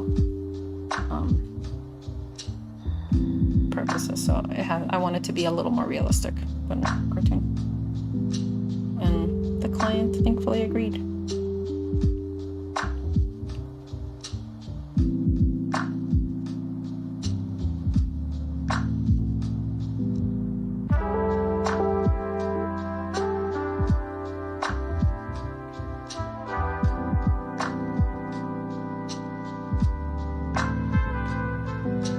Change the expression too much because I really do like this one.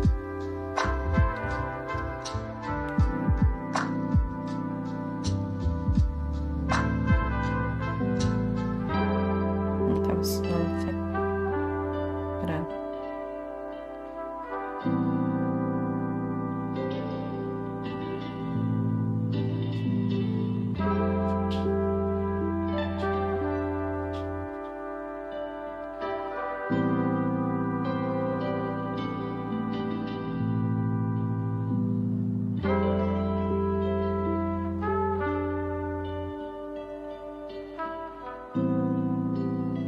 Cat just joined me. Cat, bunny. Huh?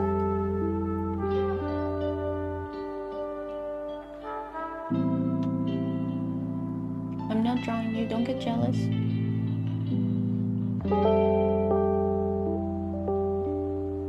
It's close to it. It's still a tuxedo cat.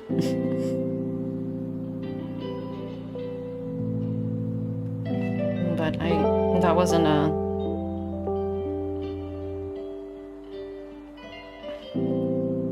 personal choice, and I picked it because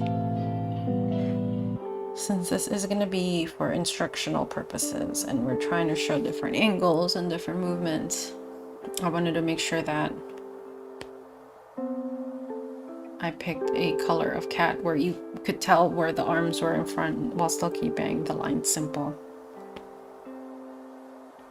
And I picked colors that were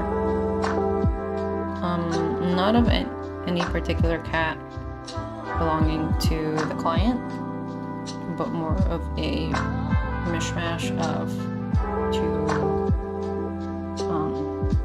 previous pets of the client that have since passed away. That was just my personal choice when I submitted the proof, and I don't know if they picked up on it, but I did give them the opportunity to sort of, pick changes here and there. And I think they're just cat lovers. They just said yes. So, but maybe they'll pick up on it.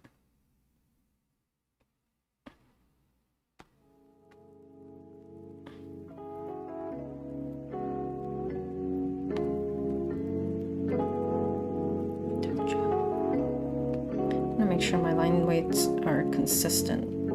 I like having variation, but sometimes I forget that my thickest lines are a specific thickness, and I start doing really thin lines, and some parts look way heavier than the others. So the thickness here is way bigger than anything else. But it's not bad. I don't want to lose that thickness. So let's just get it thick on the other sides.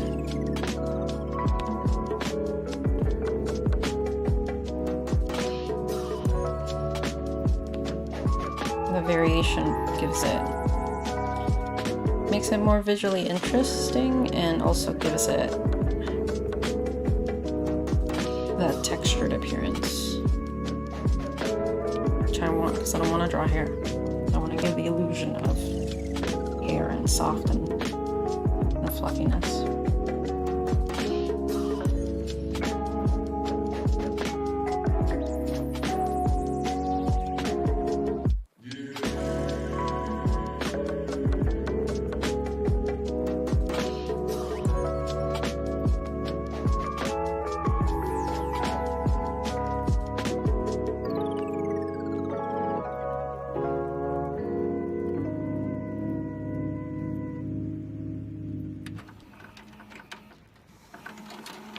Whiskers, I'm going to do them in a different layer, only because whenever I draw whiskers, I feel like they don't look okay. If I draw them the actual size on a cartoon rendition, I feel like it looks exaggerated. If I draw them too small, it doesn't look great. If I draw too many, like, I don't know.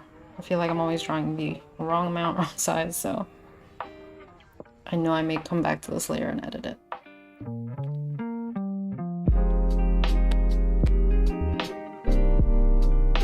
This one looks out of place.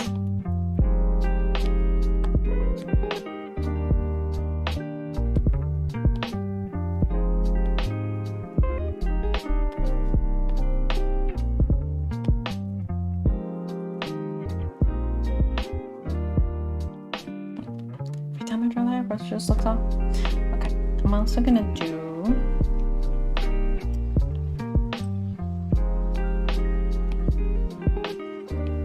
reference layer so you can see what I'm working on, because I forgot to do that. I always do this and I forgot to do it this time. But I'm remembering. Close to finishing.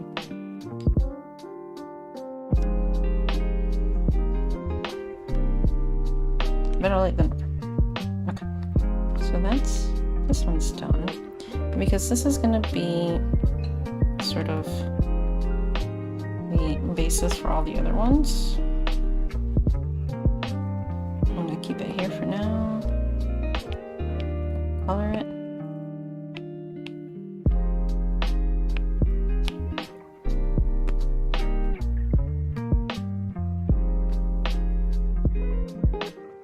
Yeah, I'm gonna do the entire thing in gray first.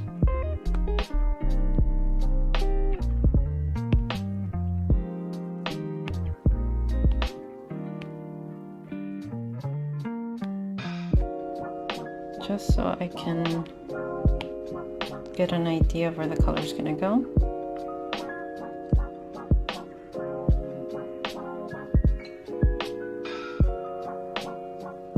And because these may be used as transparent images, I want to make sure that they're on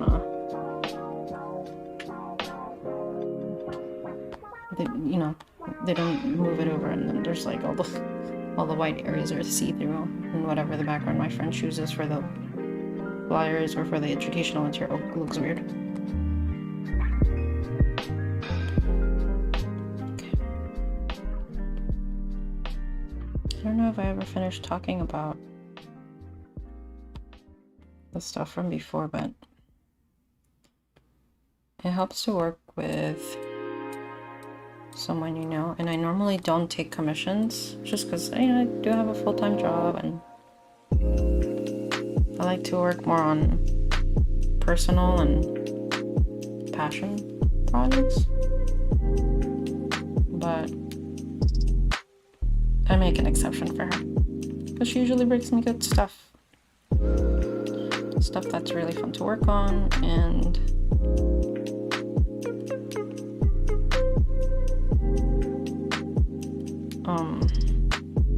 at some point I do want to get back to it and focus more on commission work, or maybe open up commissions in the future. I don't know. Whenever I'm feeling. But getting good connections, it's not just a matter of getting them, it's a matter of keeping them. So when she calls, I answer. And how could I couldn't say no to a cat commission. I'm gonna be drawing cats for days. I'm okay with that. I'm already drawing cats for days. Speaking of, she's gone. She'll come back, I know her.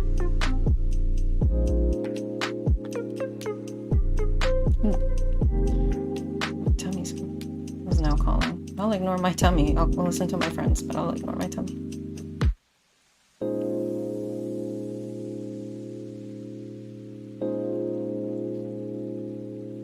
Especially when I'm drawing. Come on. I have better things to do.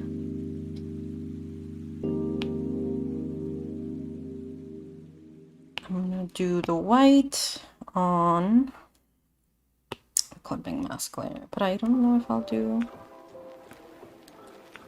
Yeah, I'll do complete white. These are basic illustrations. Keep it simple. Keep it simple.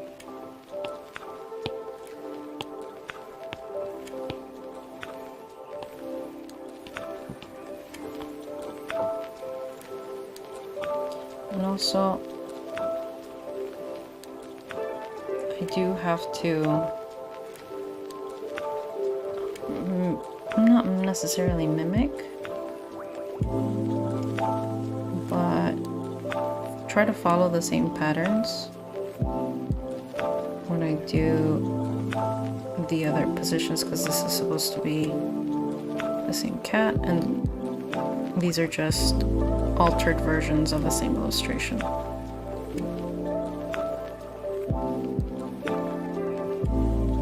This is just how I do it for illustration projects like this. Just make a nice smooth line here so I can fill, and I'll worry about the edges after that.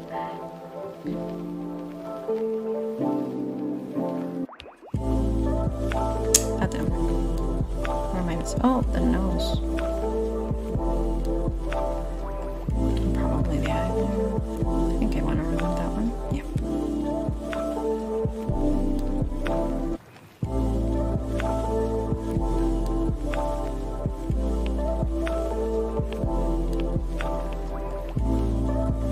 Come on.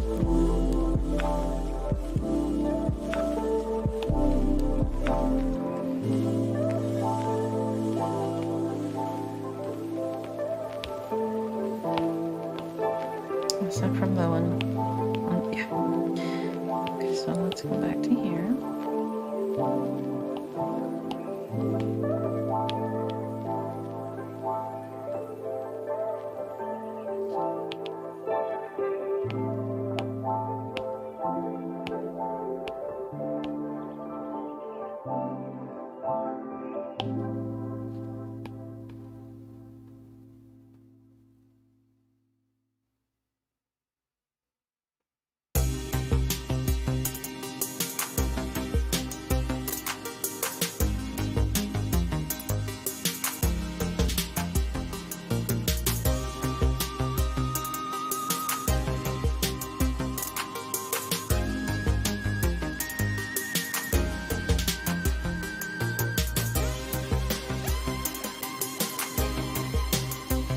Interesting song.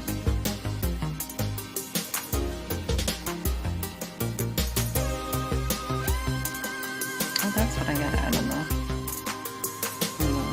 text later. Make sure I put air in the audience. You don't like the music. Let me know and I'll switch it. I don't think I have enough followers yet to do any of the fancy things. I also haven't really looked at the options because I'm not good with the whole streaming thing. I get it. I'm getting it.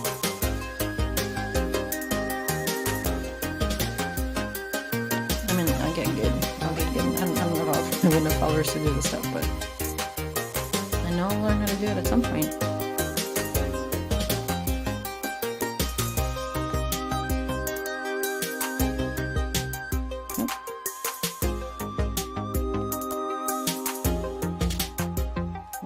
I'm following the lines that I put, otherwise they make no sense.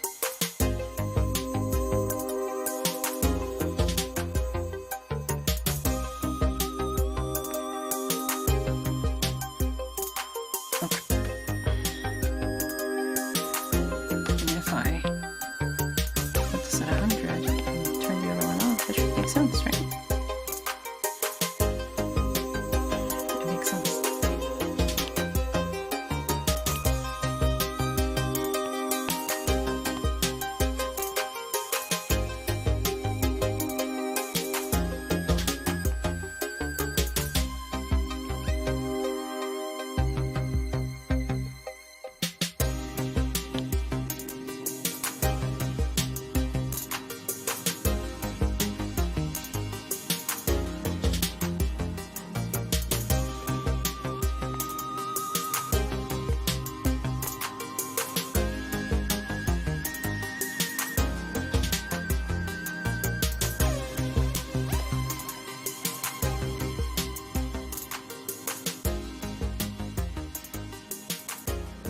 I wanted to go for a walk today, but it's been raining all day.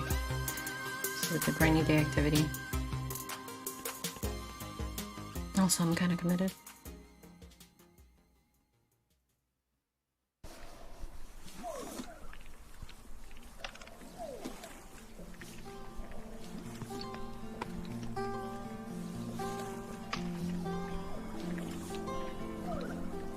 That didn't work. I don't think it was that. I think I just need to change my... Oh, that wasn't. Okay, that's a threshold. No.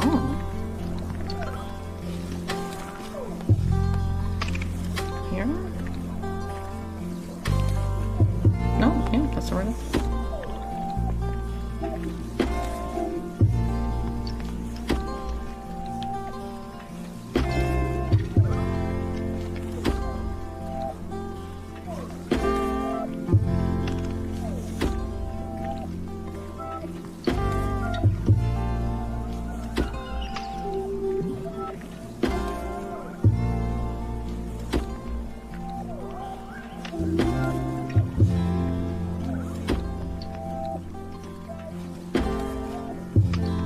Do this one a little different after that.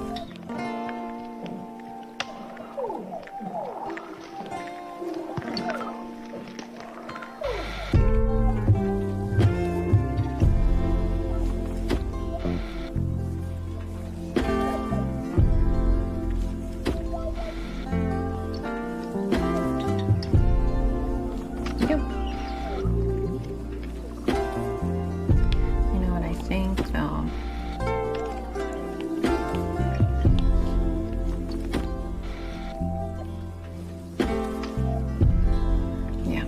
Better.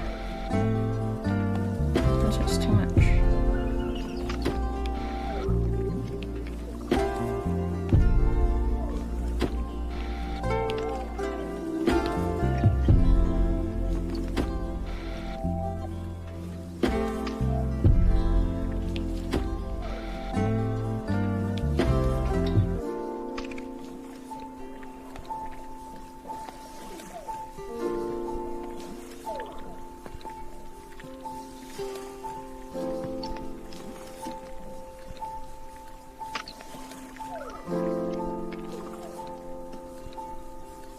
Yeah. Ooh. Oh, where is that? No, okay, good. All right, so that's one cat down, 3 more to go. And it's 10:30, but I did have a lot of tech issues, so I'm actually gonna continue streaming until about, probably gonna go until 11. But I will be right back just to get something to drink. So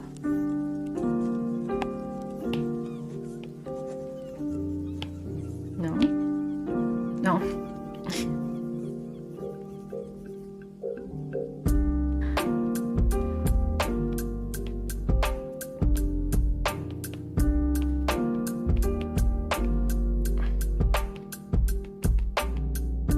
Okay. Be right back.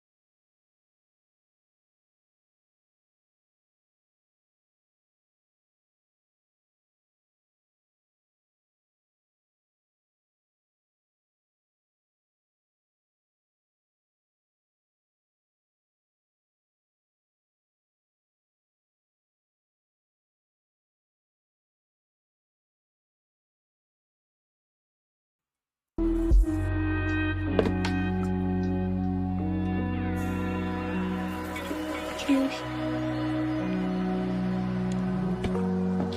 Wow. Nice collection of assorted drinks.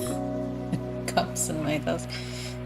I keep forgetting to take them back.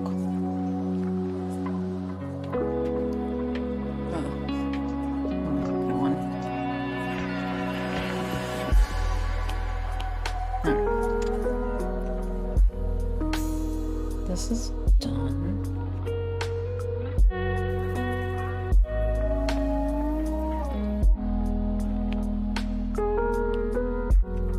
And this is the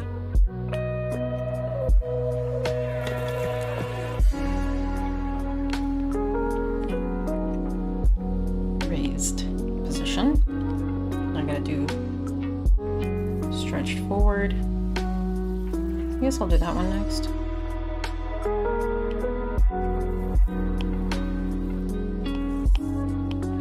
Since this is just supposed to be a variation of this one, I'm gonna duplicate, cut, oops.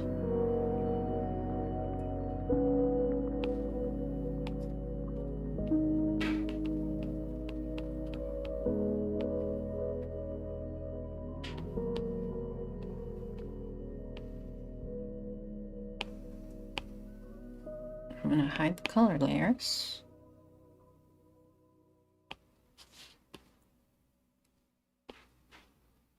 Move it until it matches. So I only want to do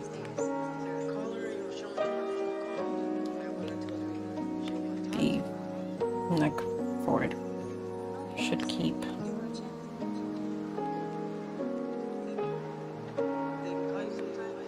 I may change the lines in the back, but this should, in theory, keep the same shape.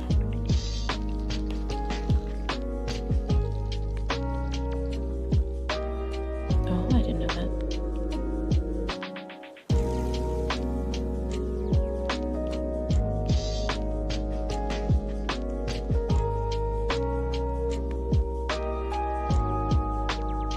I did change the angle of the face just to make it look like it was moving a little more far ahead.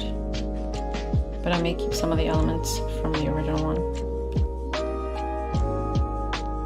Not the lines. I will basically draw all of this over again. Did this just crash on me again? Really?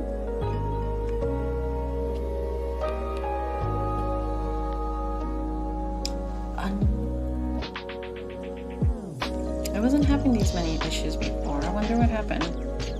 No, it looks like the entire iPad crashed. I can't even get out of this. It's about time I reset this thing. So it seems. Just really hope I don't lose my work. This is gonna suck. But the good thing is, because I'm recording it, I can always sort of trace over that. Trace over my recording. Alright, let's see if I can. Nope. I'm gonna have to restart the entire thing, aren't I? Oh boy. I may have just lost my thing. I like to draw. I like to draw. I like to draw. Just gotta remind myself. This is what I like to do. I like to draw. Alright, iPad's restarted. Fingers crossed. Is the work gonna be there? Is it not? Should I have picked alcohol instead of a delicious milk drink?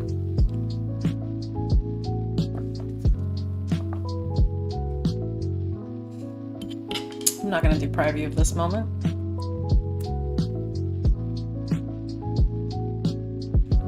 Well, maybe I am. I guess. Let's see. Quick time.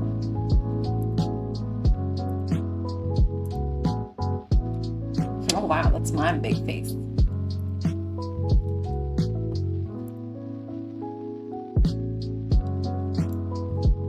I guess you're seeing me on stereo. Oh, there it is. Is it gonna recognize it yet?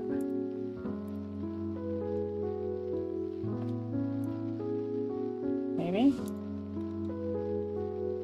Maybe I'm unplug it and replug it in again?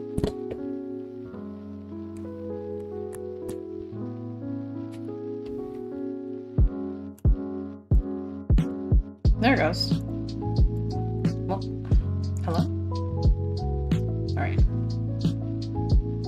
The iPad's back on. What about the file? Everything's fine, everything's fine, everything is fine, I'm fine. Oh, hey, everything is fine. Okay. Let's just hope it doesn't crash again. I really hope it didn't. Okay, good. That worked. Just for absolutely no reason at all other than my own personal sanity, I'm gonna share this to myself on my iPad right now before I forget. I am my mom. This is my first iPad. Well, it's on my daughter's profile on her iPad because she takes it to school from time to time, so. Backup. Success. Saved. Alright. Let's not do that again. So, first things first. I'm gonna start by cutting this out.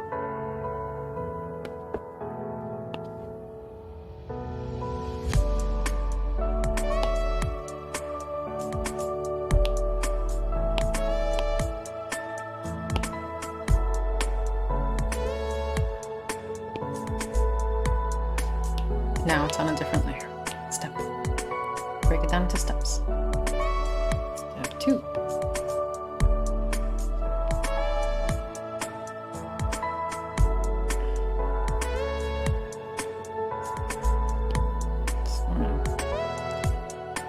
I'm focusing on the elements that I'm going to keep. So I'm keeping that ear. Let me move that ear a bit.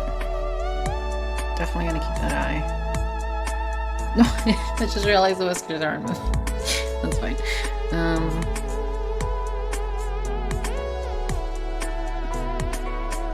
I keep the back lines.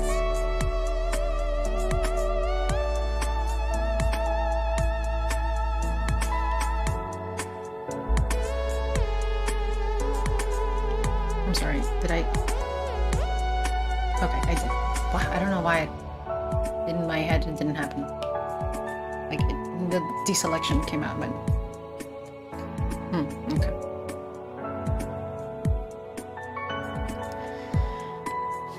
So now that this is there, let's Frankenstein this thing. I'm gonna hide that. And this is only because I want to keep as many of the original lines as possible. Because these are going to be sort of like overlaid, almost like an animation.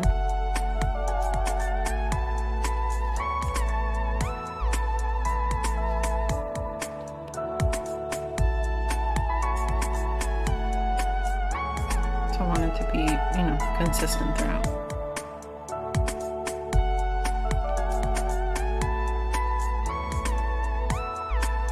It's a little too much of a distortion.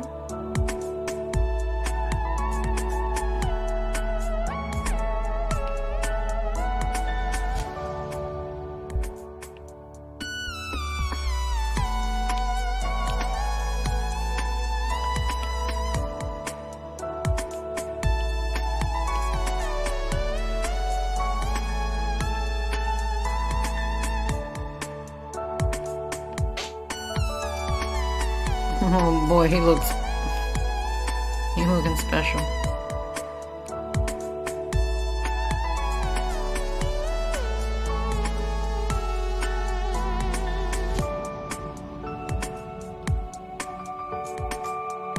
Yeah, that mouth is not gonna stay. I'm gonna focus on the nose.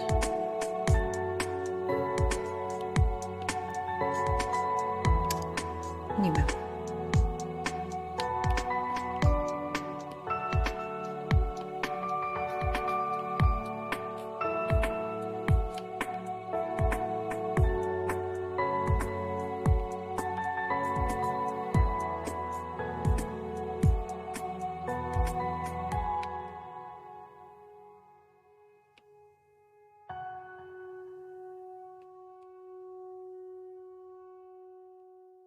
would have been, would it have been faster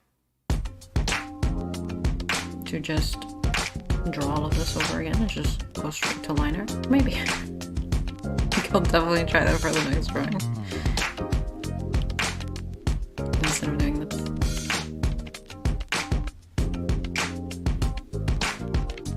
But would it have been just... I don't know.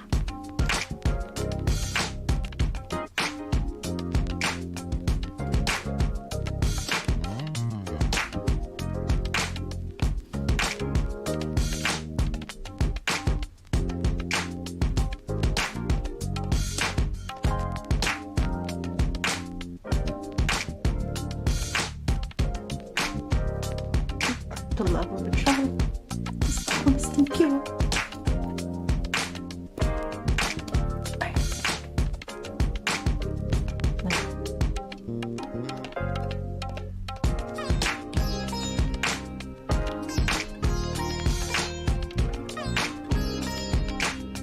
Thank you. Oh, that's kind of wild.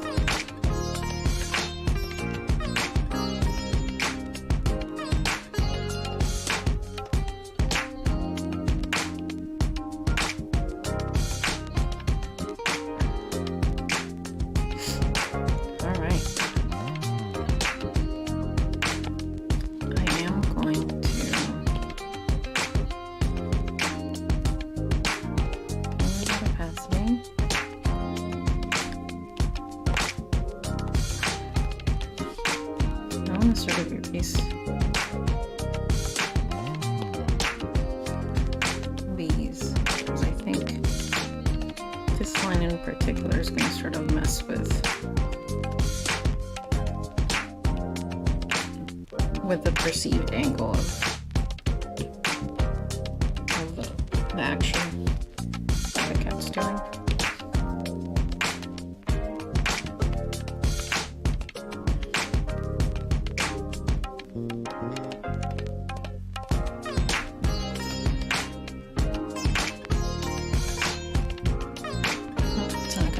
Lots of sounds just happened outside all at once, and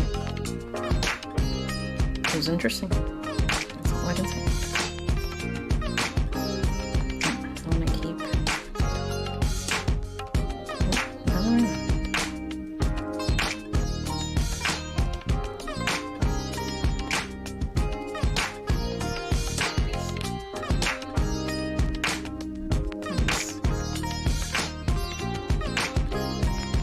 Areas where the hair kind of moves.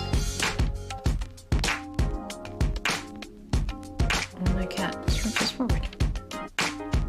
I have a reference for this? I don't think so. Sort of. I drew this. I did that earlier in the week. Drew this cat in multiple ways. This one was fun because I just did color. I went straight to color. Oh, that was nice. Stepping away and coming back. Kind of made me look at it with fresh eyes. I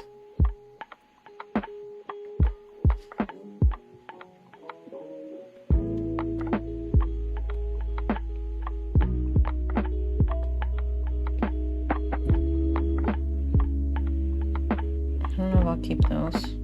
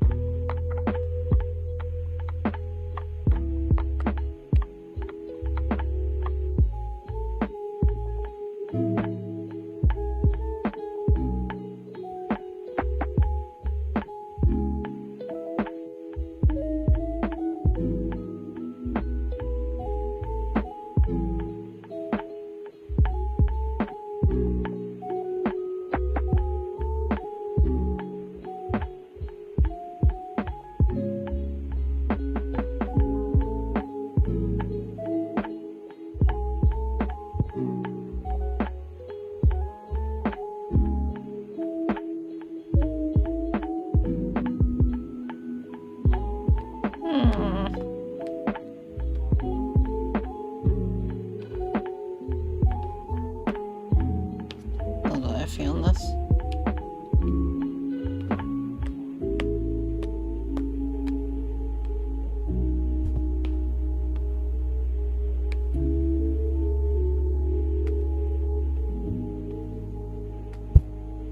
Better. Much better. I think I can probably do better with the whiskers, because I don't want to put too many lines there. I think the whiskers are gonna interact badly with it, and if I do. I do have to modify the nose here in this case. It's not.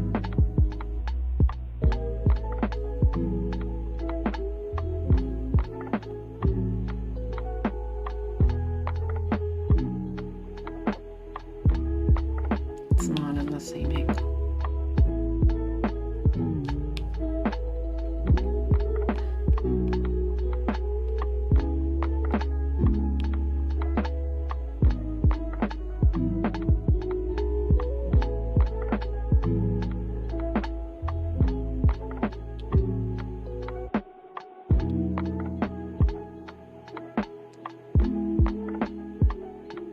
I don't want to give him a big bull nose. He's a cat. He's got a cute little button nose. Gotta make it a little smaller. It actually reminds me of... I went to visit my mom, who lives in Chile. This was beginning of 2019. It was like Christmas and New Year's. I was there for like 2 weeks between 2018 and 2019.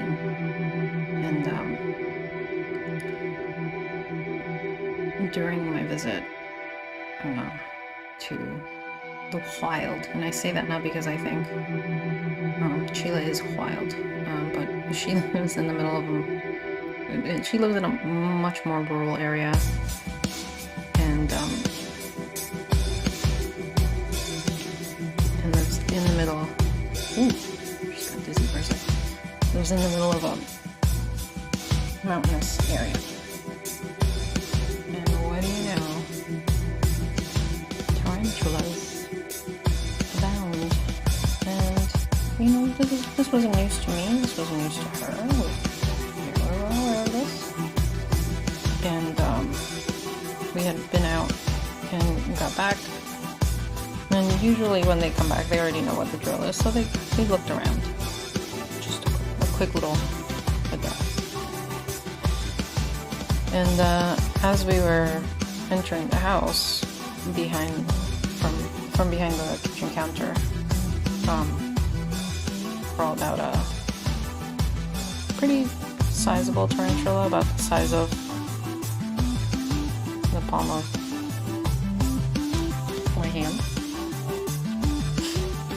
Terrifying. For me, I really don't like spiders. But their cat thought fun.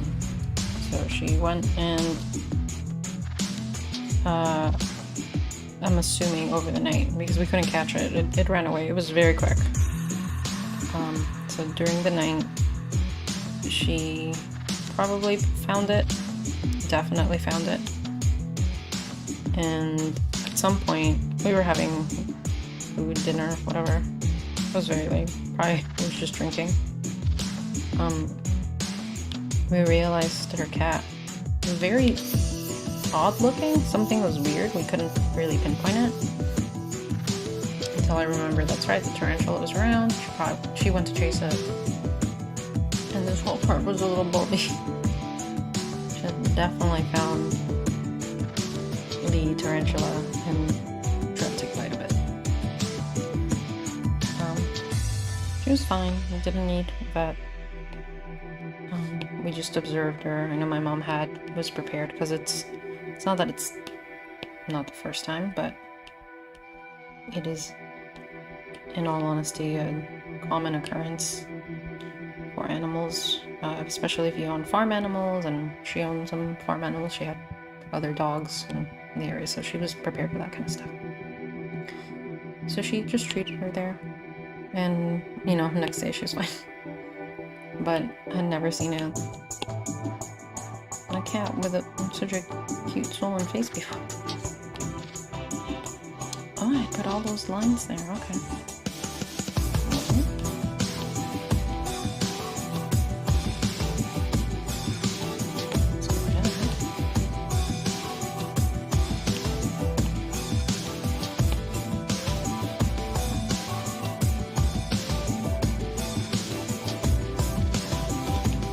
One of the things that I wanted to be sure when doing these was that I didn't give a particular feeling or emotion to the cat based on the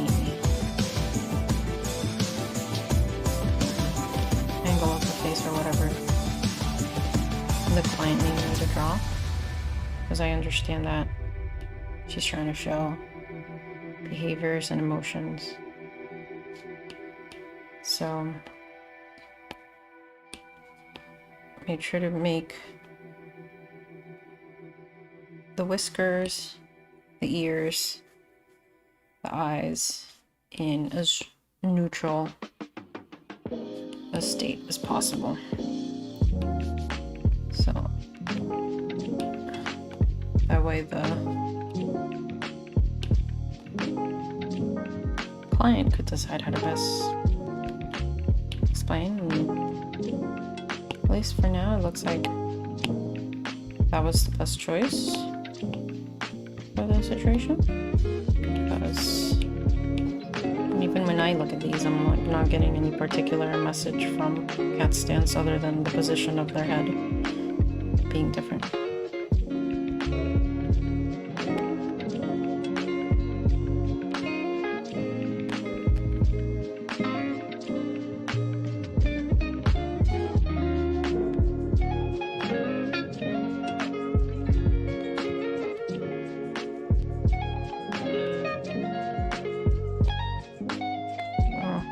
Last one, but I feel like it's too thick.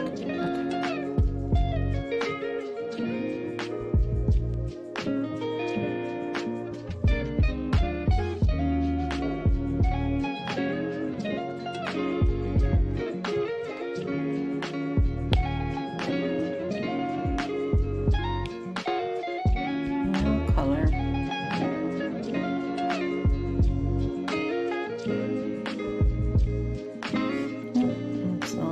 Just do this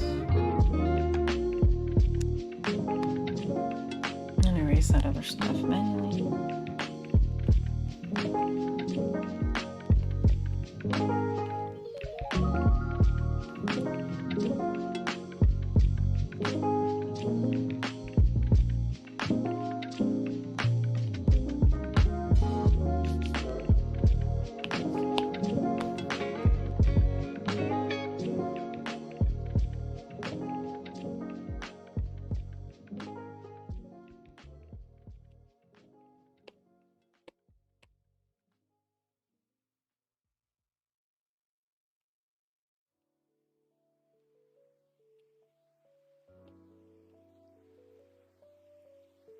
Oh, that's right.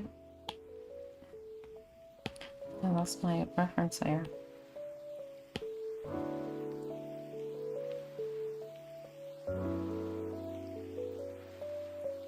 There. Just went to look to see what it looked like, and it wasn't there.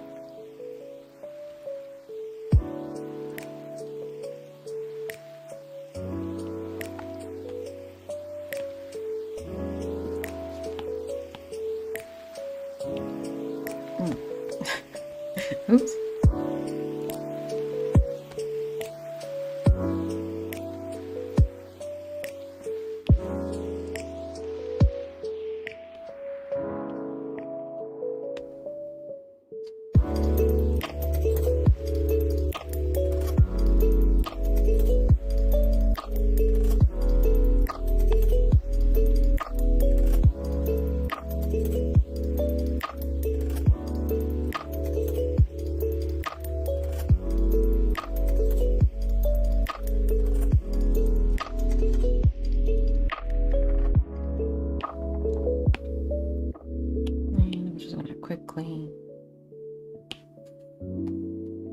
it.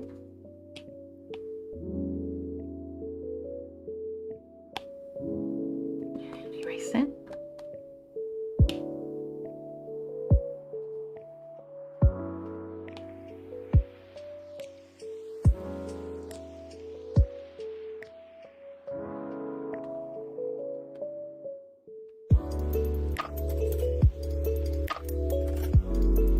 Ooh. The heck? Did that point just collapse on itself?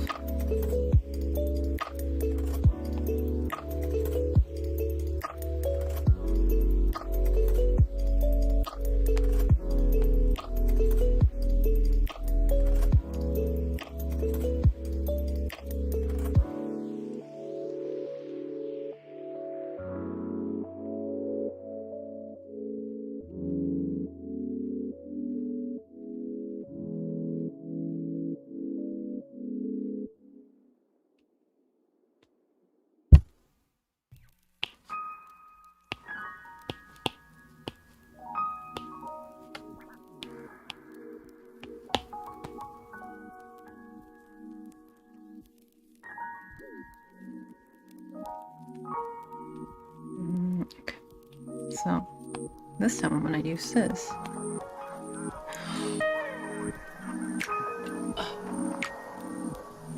Well,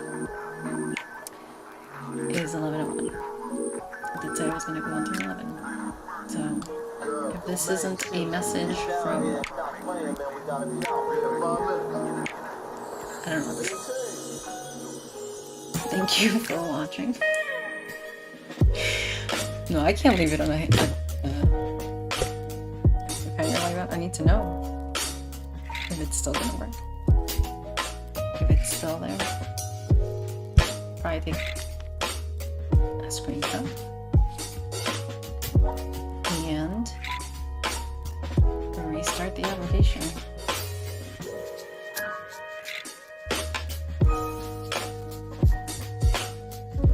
Thanks again for watching this train wreck. Appreciate it. It's still intact, good to go, but not today. I'll be streaming again next week, Tuesday, with more cat content, and definitely the finished version of this, because this is, I'm giving this to the client later in the week. But I'm done with streaming for today, because this is making my little heart tiny, teeny tiny heart stress out a lot. So let's see. Save. Thanks again. And I'll be back. There's it's a great ending with more spam from the YouTube bots. Good night. See you next Tuesday.